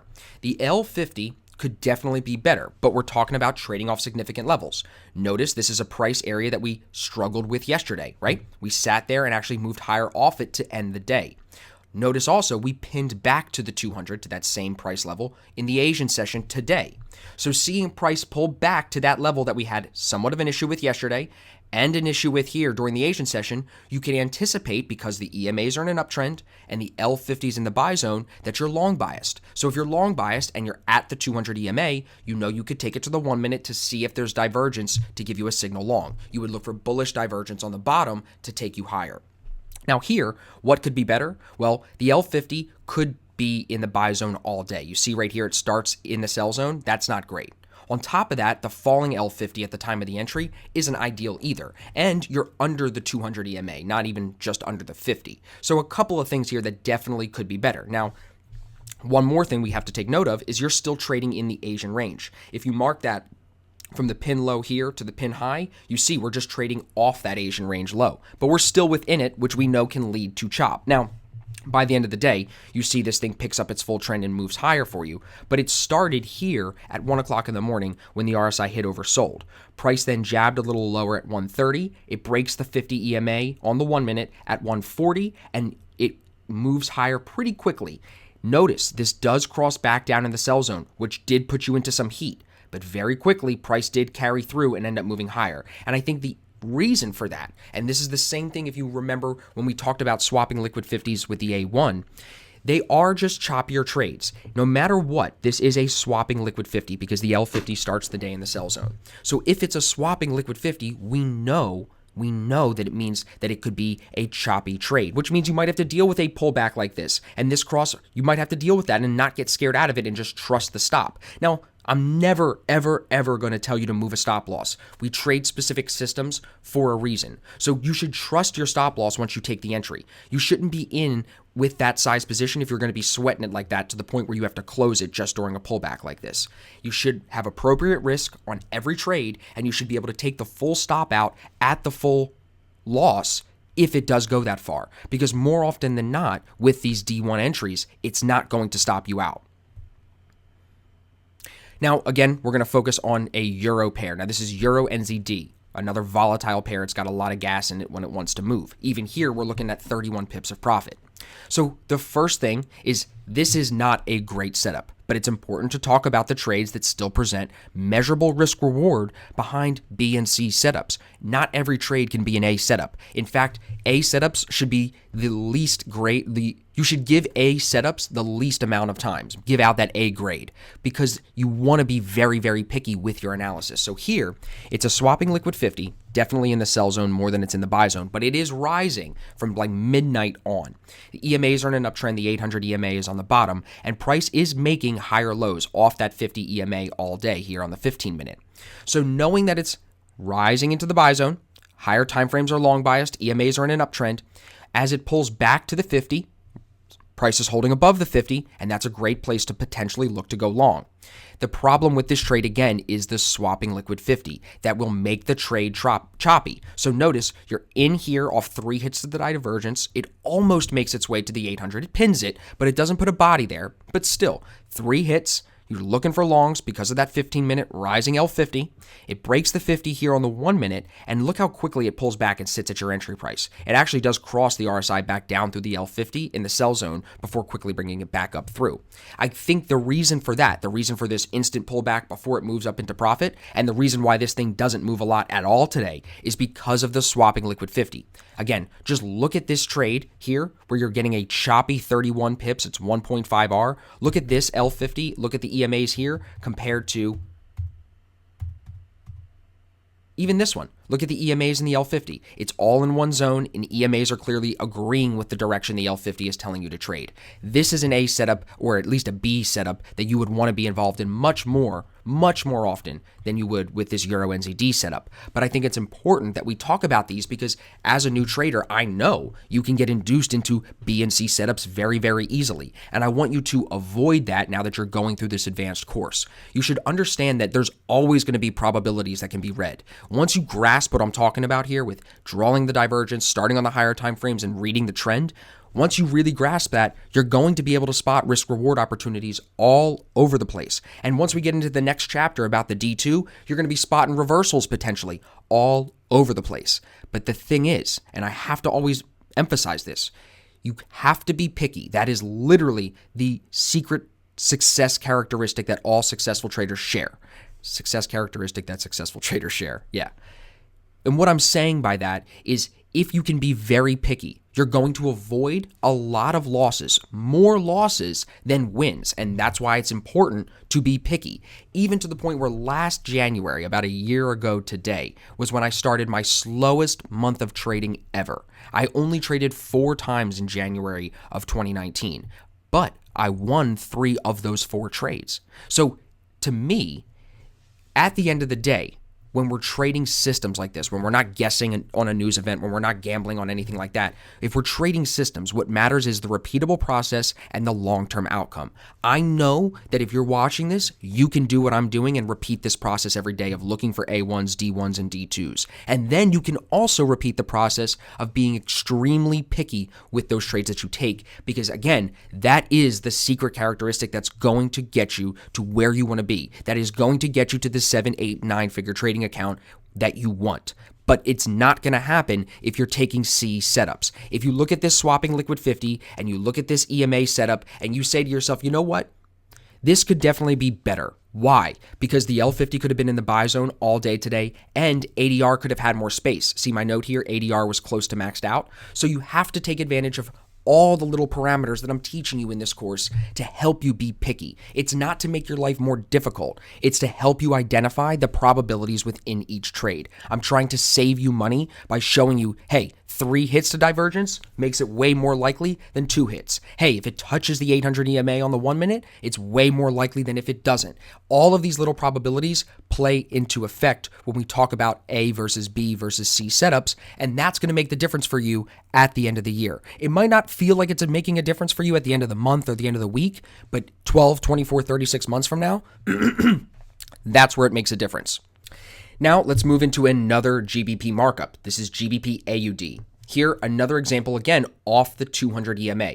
This is also another example of a liquid 50 that definitely could be better. So when we start with our analysis, as we do every day, we measure the Asian range and we check the liquid 50, we check the EMAs. Here, you can see the pin high and pin low of the Asian session, so you know we're trading within that. It did not break that pin high or pin low yet. So we're trading off the Asian low here as it pulls back to the 200. But you're saying, Austin, look at that L50 dropping into the sell zone. So where does the long bias come from? Well, the EMAs being in an uptrend tells me that at least the 1 hour time frame was long biased. Also, I ask myself this very often. Where is the position of the L50 more than it's not today? And here it's more in the buy zone than it's not. So still, I would have that long bias because EMAs are in an uptrend. Higher time frames are long biased, and the L50 is in the buy zone more than it's not. So it's more long biased than short biased. Now, with that swapping liquid 50, with it being in the Asian range, and with it being under the 50 EMA, I would give this at best a C setup. I would size down, but still I would look at this as a potential risk reward opportunity because you're still coming off a significant level of the Asian session low and the 200 EMA. You don't have any divergence on bottom or divergence on top to tell you anything else is changing. So you're looking for potential longs. And here on the 1 minute, it's under the 15-minute 50, which is the 1 minute 800. Remember, we're underneath that 15-minute 50 here, but we're divergent here at the 15-minute 200. RSI sets its low. Price action comes lower here to set reaction point 2, and we get that third test here at about 4:10 in the morning.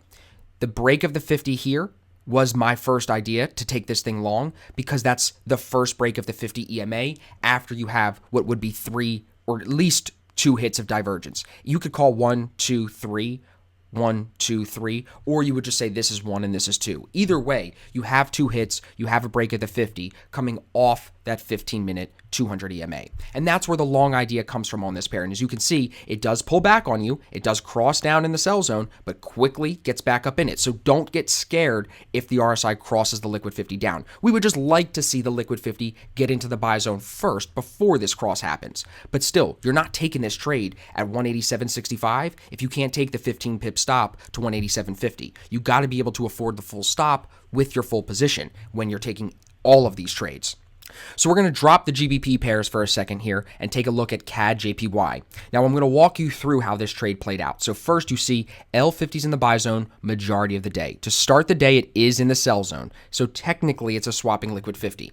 On top of that, we're still inside the Asian range. See the pin low here, pin high here. We're still trading within that range. So another knock on it.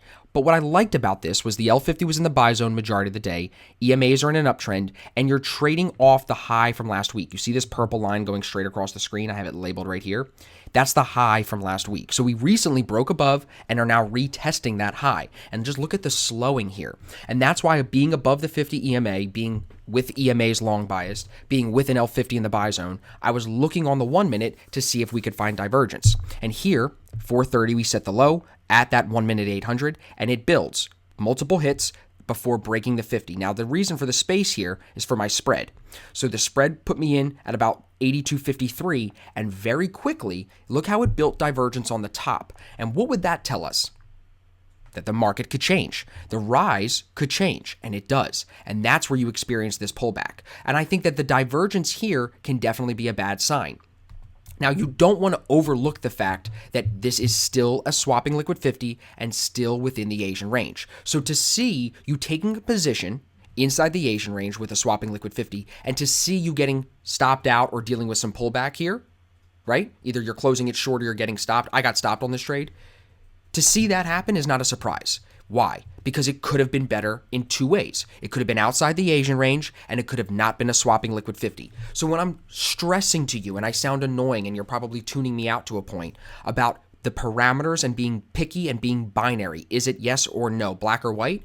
When I stress that to you, it's for a reason. It's for trades like this, where the L50 is technically swapping, but a lot of people would call this a perfect L50 in the buy zone. I wouldn't, because it's not. It's swapping. Also, is it in the Asian range? Yes. So right there, you should already be down to a C setup on this. You should never be heavy in this.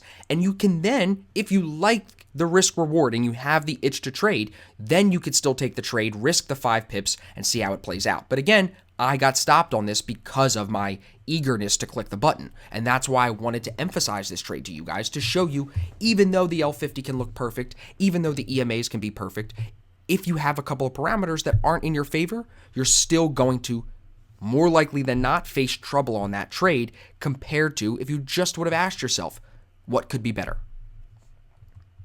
Now, let's take a look at Euro JPY. So here, off the 50 EMA again, this one is an interesting looking trade. You see this crazy news pin to start the day here. Notice the massive drop the day before as well. So huge drop, news pin, and we start to see retracement higher back towards the 800 EMA on top here on the 15 minute. Now, why am I looking for longs off the 50? Well, the 200 and the 50 are in a short-term uptrend, telling us to trade long to the 800. The reason why we would say it's telling us to trade long to the 800 is because the L50 is rising and actually pulled into the buy zone. So being in the buy zone for a few hours, you're starting to have more confidence that it's going to hold the buy zone and potentially move higher. You're also coming off these significant levels, these EMAs, as they're moving higher towards that 800 EMA above. So being at the 50, I would take it down to the 1 minute. And again here, 3:30 to 5 in the morning, it builds divergence and breaks the 50 at 5:02. Pulling the L50 into the buy zone exactly as we like to see, and it runs about 13 pips from there. So you're almost getting 2R out of this trade in the first few minutes, and then if you hold in, as it never breaks the 21 EMA, you're able to get 32 pips, which is about 4R on this trade. So again, you take the entry on the 1 minute, even if you got in early here, this maybe could be an example of when you get stopped, if you did take an early entry, this stops you out, take that stop, and then get back in. Because the divergence was never broken. See how the RSI does not come lower? Price doesn't break and hold underneath? There's no broken divergence there. You could still trade this break of the 50. So whether you take this one or both and you take this second one, they have to be trades that once you take them and once you see that 1 minute liquid 50 get into the buy zone, that you jump to the 15 minute and you watch the EMAs. Are we holding the 8? Are we holding the 21? Remember what I said way back about the exit signals? If it breaks the 8 EMA and you close a trade, you're going to get out often too early. So for me, I like the 21 EMA, and here it never breaks the 21 EMA. You take the entry at 5 o'clock, you're up almost 4R by noon. So a really nice rip off a trade that definitely could have been better, but it's still measurable risk reward, and if you like the trade, you can still understand how to take it. Why? Again, just to recap it, the L50 was rising. EMAs are telling us in the short term that we're long biased, and we're at the 50 EMA, which was a significant price level. Also, just notice how it pinned that price level in the Asian session once, broke it, and now we were doing a retest of that level to then see it bounce higher off of it. So it makes sense. The logic is there. The L50 matches the logic, and the EMAs agree with it as well. Now, we're not done yet. I have another markup on GBP NZD for us to go over, but I want to just tap in here before we click onto the chart and make sure that you're understanding everything that I'm discussing so far in this course. I don't want to even go any further in the D1 system, let alone get into the D2 next chapter with you if you're not fully grasping what I'm saying. So now, as we look at GBP NZD, when I say to you, what could be better about this setup? What is the first thing that comes to mind? Think for a second. Instantly, you should have seen the L50 is swapping, starting the day in the buy zone and swapping, and price action is under the 50 EMA but above the 200. So the EMAs are in an uptrend, but the L50 is swapping and price action is stuck between the EMAs. On top of that, what else is important to notice about this trade is the fact that we broke the 50, tried to get back above once. This is between 6 and 9 a.m., then fell back to that original level here, 2.0, let's just call it 2.0180. It then ends up retesting that level and sitting there for a while, showing us indecision. Look at the pins here. It's trying to get back above, but it can't. So it's having issues breaking higher. But where's the bias coming from? EMAs and the L50. Where do they tell us to trade today more than not? In the buy zone, and they're long. So we're looking for longs more than we're looking for shorts. And on the 1 minute, it takes a long time to finally build some divergence, but it is showing strength off that level of 2.0168. Now notice, the RSI set it low at 9 o'clock, and it took 2 hours to build this divergence. The second, third, and then fourth hit all happen before the break of the 50. There's no break of the 50 in here. There's no break here. This is the candle that breaks the 50 after the second and third hits, so the divergence is finally set in, and that's where we're looking to take an entry. Now again, going back to the 15-minute, when you're looking at this trade and you take a position, number one, it's at 11:30 in the morning New York time, which is later in the session, not ideal, because we know NZD is going to shut down until the Asian session, and that's going to slow this pair down for sure. But also, it's just late in the day in the New York time zone.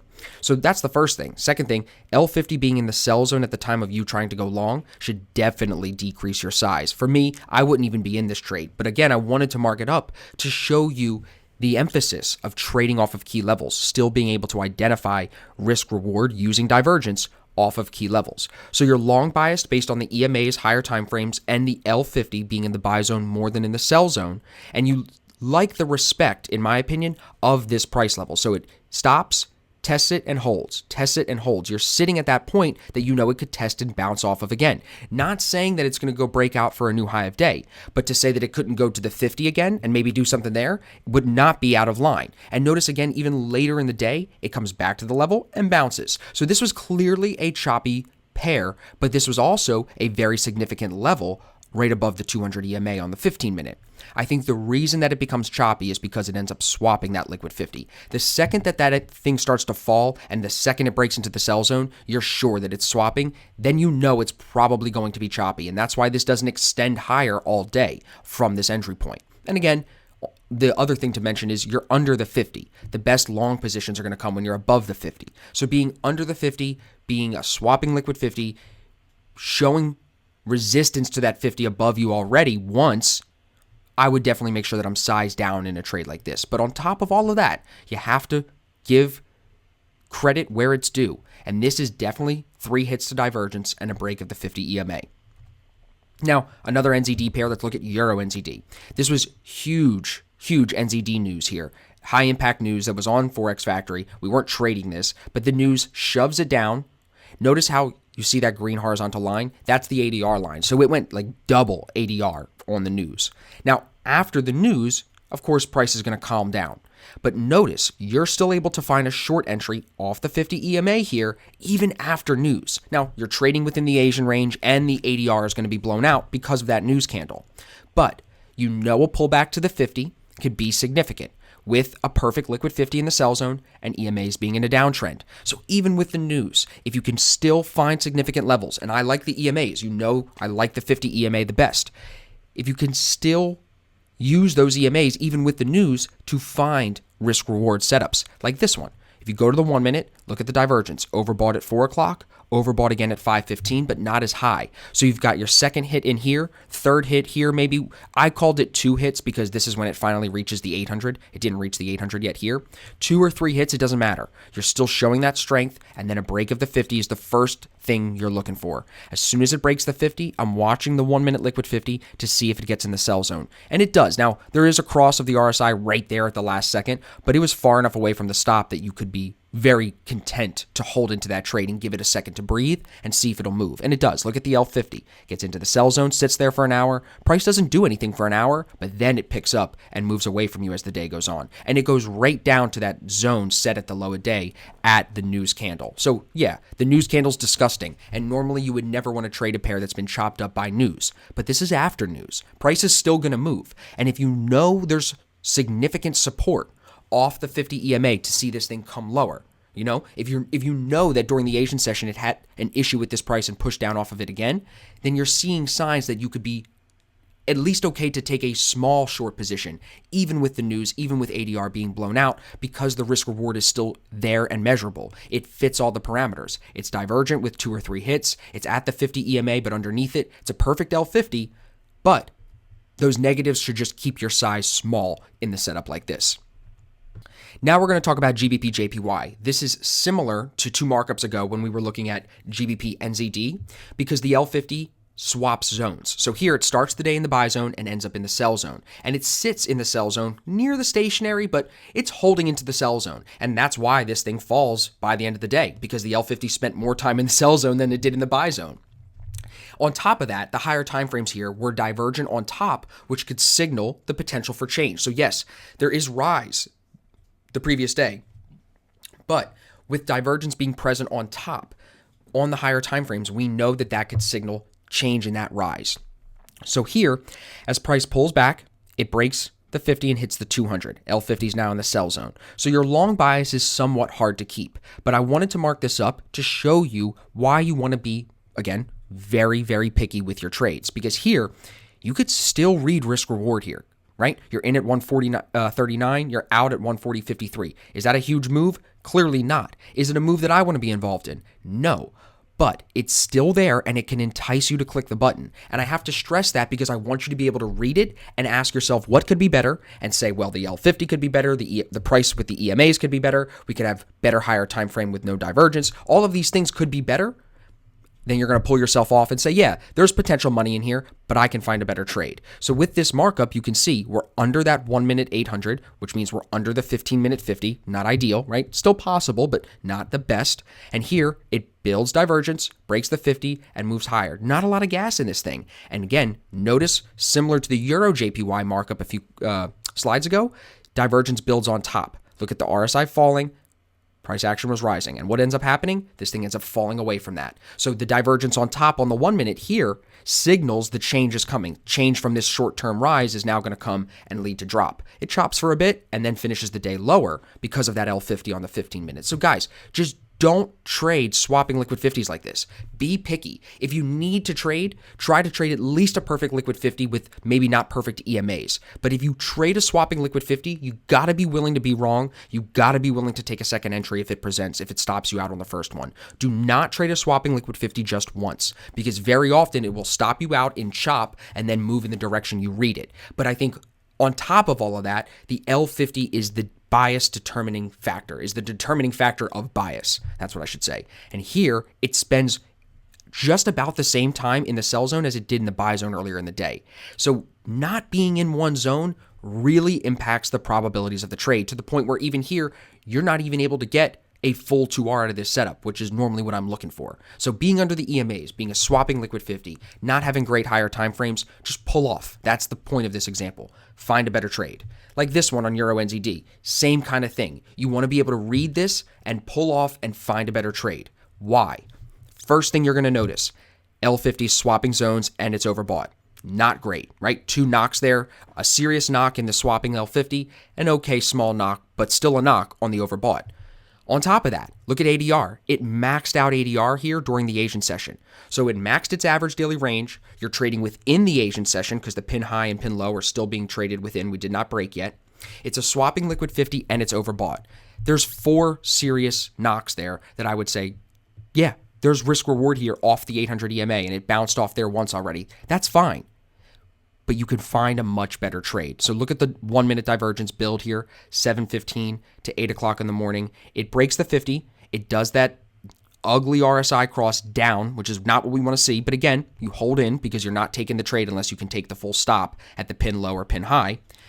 it ends up moving back in your favor and building divergence on top. And that divergence on top is the signal that the trade is going to change. That's a signal to you that it's not a great setup. And that's what happens. Look at this thing. It just chops the rest of the day from that divergence on top right in here.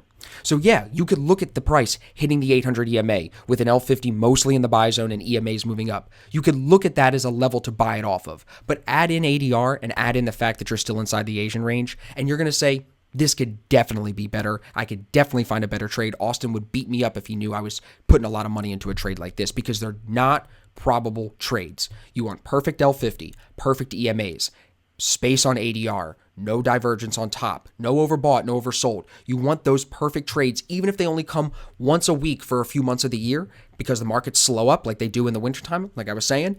That's what you still want to be focused on. Just because crappy setups are presenting more than pristine A setups doesn't mean you need to be clicking the button on all of those crappy trades. That's what amateurs do. Professionals are very picky. Keep that in mind. Now, another GBP NZD markup here. This is similar to what I showed you on Euro NZD. There was that NZD news that busted through ADR, set RSI very, very oversold. However, price pulled itself back to the 50 on the 15-minute here. And of course, you're still going to be short biased. News shoved it down, right? Clearly way worse than people thought it was going to be. It busted way through ADR. EMAs are coming into a downtrend, but they were thrown off by this news candle. On top of that, it's a swapping liquid 50. But the thing that I'm just showing you again here is L50's in the sell zone more than it's in the buy zone. EMAs are coming into a downtrend, so you know that short bias is still possible. You're looking at other pairs like Euro NZD and seeing the same thing happen. Euro NZD just had a better L50, remember? So you can see all these NZD quote pairs, NZD on the back end, showing you the potential to come down again off the 50. Now here on the 1 minute, it's only 2 quick hits. You can see 1, 2 right at the 800, touches the 800 briefly, and then breaks the 50. Breaks the 50, put you stop at the high, you enter on that break, and you let it fall. Look at the L50. It goes right into the sell zone. As soon as that L50 gets into the sell zone, you're good. Just give it time, and it'll go to your take profit more often than not. I promise you it will. Here, once you're in the trade, something that you really love to see is divergence on top again during a pullback to your entry price, because you enter on a significant level, pulls back and retests it to make sure it can hold, and you see it building a little bit of divergence even there on top to tell you that it's going to come lower. And that's why this thing ends up falling away from you the entire day. Now it's based on, again, the news pushing it down, trading towards the idea of hitting that low a day again off the 50 EMA here. L50 short biased more than long biased, and EMAs are starting to agree with that. You have the 50 under the 200 and the 200 coming through the 800. So with them starting to come into that downtrend, looking for shorts here makes a lot more sense than looking for longs. And that's why I think that this is worth identifying and reading the risk reward. Another GBP markup, GBP CAD. Here, it's very interesting. I just wanted to take note of this because I think it's awesome that you're going to be able to use D1s like this to get a quick trade and then watch the market, just basically tear itself apart the rest of the day after you've already made your money. So here, L50 is rising into the buy zone, but swapping. EMAs are telling you to look for shorts. Now, the higher time frames here were short biased. So seeing the pullback to the 200 EMA and seeing the slowing here, I went to the 1 minute to look for divergence. And what do you think we find? A falling RSI and rising price action. Now it breaks the 50, and as you can see, it does come right back up. But look at the RSI. It does not break the divergence, and price does not break the high set. So your stop is safe, especially because you add for your spread always, and this ends up moving down in your favor as the morning goes on, just for about an hour. It falls from 169.10 to 168.85. So not a huge rip, and it doesn't even retest the full low of day. But what it does do is it falls to the point where it slows on the 15-minute with a doji candle and actually builds divergence on the bottom here on the 1 minute, signaling change from this drop is coming and more rises in store. Or chop. In this case, it did end up rising. So for this idea, you're not even going to be able to get 2R out of this. And it's because it's just not a super probable trade. The L50 could be better. The EMAs could be better. You could be under the 50, right? Also, on top of that, here, we like to see 1 minute divergence in a situation like this under that 1 minute 800 EMA. The fact that we're so high up showed me that we're very far off the 15-minute 50, and I know that that can be better. So yeah, there's risk reward here and the idea of, hey, L50 looks like it's in the sell zone more than in the buy zone today. We do have some of the higher time frames being short biased, not all of them, but some of them. So to look for a short off the 200 on the 15 minute isn't illogical. I don't think I'd be looking to go long here, trying to buy towards the 800 and things like that. But the short idea could still be better. Now, for our last markup of this chapter, we're going to talk about GBP AUD. This is an awesome rip, but it's not a great setup. And again, a lot of these markups, I've been saying these aren't great setups because I need to drive home the point that it's important to be picky, meaning every probability still matters. So here, the L50 is swapping. You see it starts the day in the buy zone and falls into the sell zone. However, as price drops and slows itself down here at the 200 EMA, a little bit higher than the level we consolidated at yesterday, you see divergence building on the 15 minute. See that rising RSI and falling price action? So seeing that divergence build tells me something might be changing. Let's go to the 1 minute at the significant level and see if we can find divergence. Now, the long bias on the 15 minute is not super clear, but the EMAs tell us that the higher timeframes were long biased. So that's where that can kick in.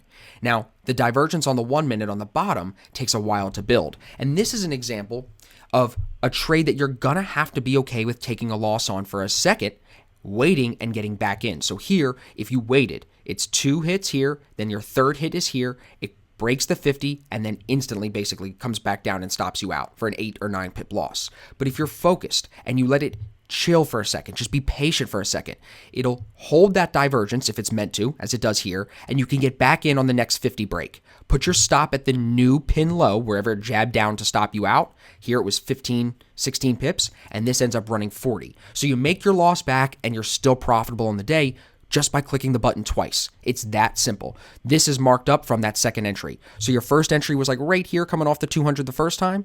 Just kidding, it had to pull back down, stop you out real quick, and offer that second entry with better risk reward here. So you get 7R if you're able to hold the whole thing throughout the day on the 15 minute. Now, for me, with an L50 like this, as soon as I was able to go up, 2 or 3R on that re-entry, that's where I'm going to look to take profit because you cover that loss, you're more than happy with that, and you know it's not a great 15-minute setup. But I have to emphasize, look at the 15-minute. It breaks the 50, tests it, and holds for majority of the day. I mean, this only broke the 21 EMA once by the time it moved 116 pips. So if you were able to just take the entry on the second entry and leave it alone, you were able to get 115 pips by the end of the day, by 9 o'clock in the morning here on this trade. So these rips are unbelievable, and that's kind of what I want to talk about to wrap this chapter up. Some of these markups you've seen now have 7, 8, 10, 11, 12, 13 R on them, and then you'll see some of the higher time frames that I showed you. When you go back and rewatch this, you'll see them go for multiple days, and you'll be like, wow, so this is like an unbelievable strategy. I can just guarantee I'm going to make money with this. I'm the guy selling you this course, and I'm telling you that that's not the way it works. You have to apply proper risk management, and you have to keep the parameters of the system in mind, which means a few things. Number one, you have to look to trade off key levels. You can't just be spotting this D1 divergence everywhere. And on top of that, you want to be trading off key levels when you have a clean trending pair, meaning perfect L50, perfect EMAs, space on ADR, nothing in its way as far as divergence on top or on bottom, whichever way you're trading it, nothing like a key level in the way. Those are the trades that you want to be able to put 1, maybe 2% on. But anything less than that, especially if one of your parameters or 2 of your parameters are off, less than 1% risk is more than enough. Because again, these rips are pretty big. You're going to be able to get 7, 8R out of this, where 0.5% risk is going to still produce you with an unbelievable gain. You don't need to put yourself at that much risk to still see really great returns using this strategy. Now, when we talk about some tips that I can give you for applying the D1. Number one, you're going to be in the VIP chat with me, so follow along with my trades and share your ideas with me so I can give you feedback on it. Show me some markups that you can do as far as potential D1 trades after you finish this chapter. That way I can critique you and adjust you to make sure you're doing them correctly. Email them to me, telegram them to me, however you can get a hold of me, send me the markups so I can help. And it's important that I stress to you when you go to do these markups and when you go to trade this strategy live, that you're really focused on the 15-minute first. That's where I'm starting my analysis. I will then use the TDI and EMAs to find the best trend, and then I'll go to the higher time frames. All of that before I even touch the 1-minute chart.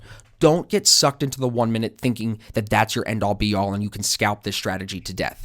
The 1 minute is just to give you that super precise entry, because we've said this from the A1. The TDI will never lie. So If you find proper divergence, even if you end up getting stopped once, with focus on the right time frames, being the higher time frames, you're going to be able to find a proper re-entry or proper entry for the first time, whatever it is, depends on the situation, and you're going to be able to make more money than not over the long term. The last point that I can give you with this strategy, and we're going to move into the D2 here in the next chapter, is that you need to be willing to be wrong, because being right doesn't help you make any money. Being wrong and accepting that you're wrong is very important when you're looking to cut a trade quickly and wait for a proper re-entry. And that goes back to the first bullet point here, where I said you need to stay focused on the 15-minute and the higher time frames first. For example, if you take a really good D1 trade, meaning perfect L50, pretty good EMAs, like this looks good, and it stops you out, be willing to be wrong there and stay focused on what the higher time frames are telling you so you can still take a potential re-entry if it presents and make that money back and still end the day profitable. Now, with these trades, I wouldn't be looking to do 4, 5, 6 of them a day. I would still do it the same way you do it with the A1. Again, we talked about risk management. We talked about how to go through the checklist. So when you wake up in the morning, the first thing you got to do, start on that 15-minute and find clean trend. Then go to the higher time frames and confirm it. Once you can get everything lined up going in your favor, work through the D1 trader checklist, work through the parameters, make sure everything's as good as it can be, and then decide what letter grade you're going to give that setup. This should be very systematic, and if it's not for you, if it's not robotic, if you feel like you're still acting on emotion, please reach out to me. I'm here to help you in any way that I can. I'm hoping that after going through 160 slides of markups, you understand the repeatable process behind this D1 system. It's 2 hits to start our divergence, 3 hits or more to confirm it. The break of the 50 EMA on the 1 minute is your signal. The stop is at the pin low or pin high of the divergence structure. We're never going to hit these trades too heavy because we know the risk reward can pay us really well with low risk. And that's the point. We want to risk as little as we can to make as much as we can. And that's what this strategy is going to do for you. So if you have any questions about the D1, drop them down below. I'm more than happy to answer for you. And now we're going to get started with the D2 chapter.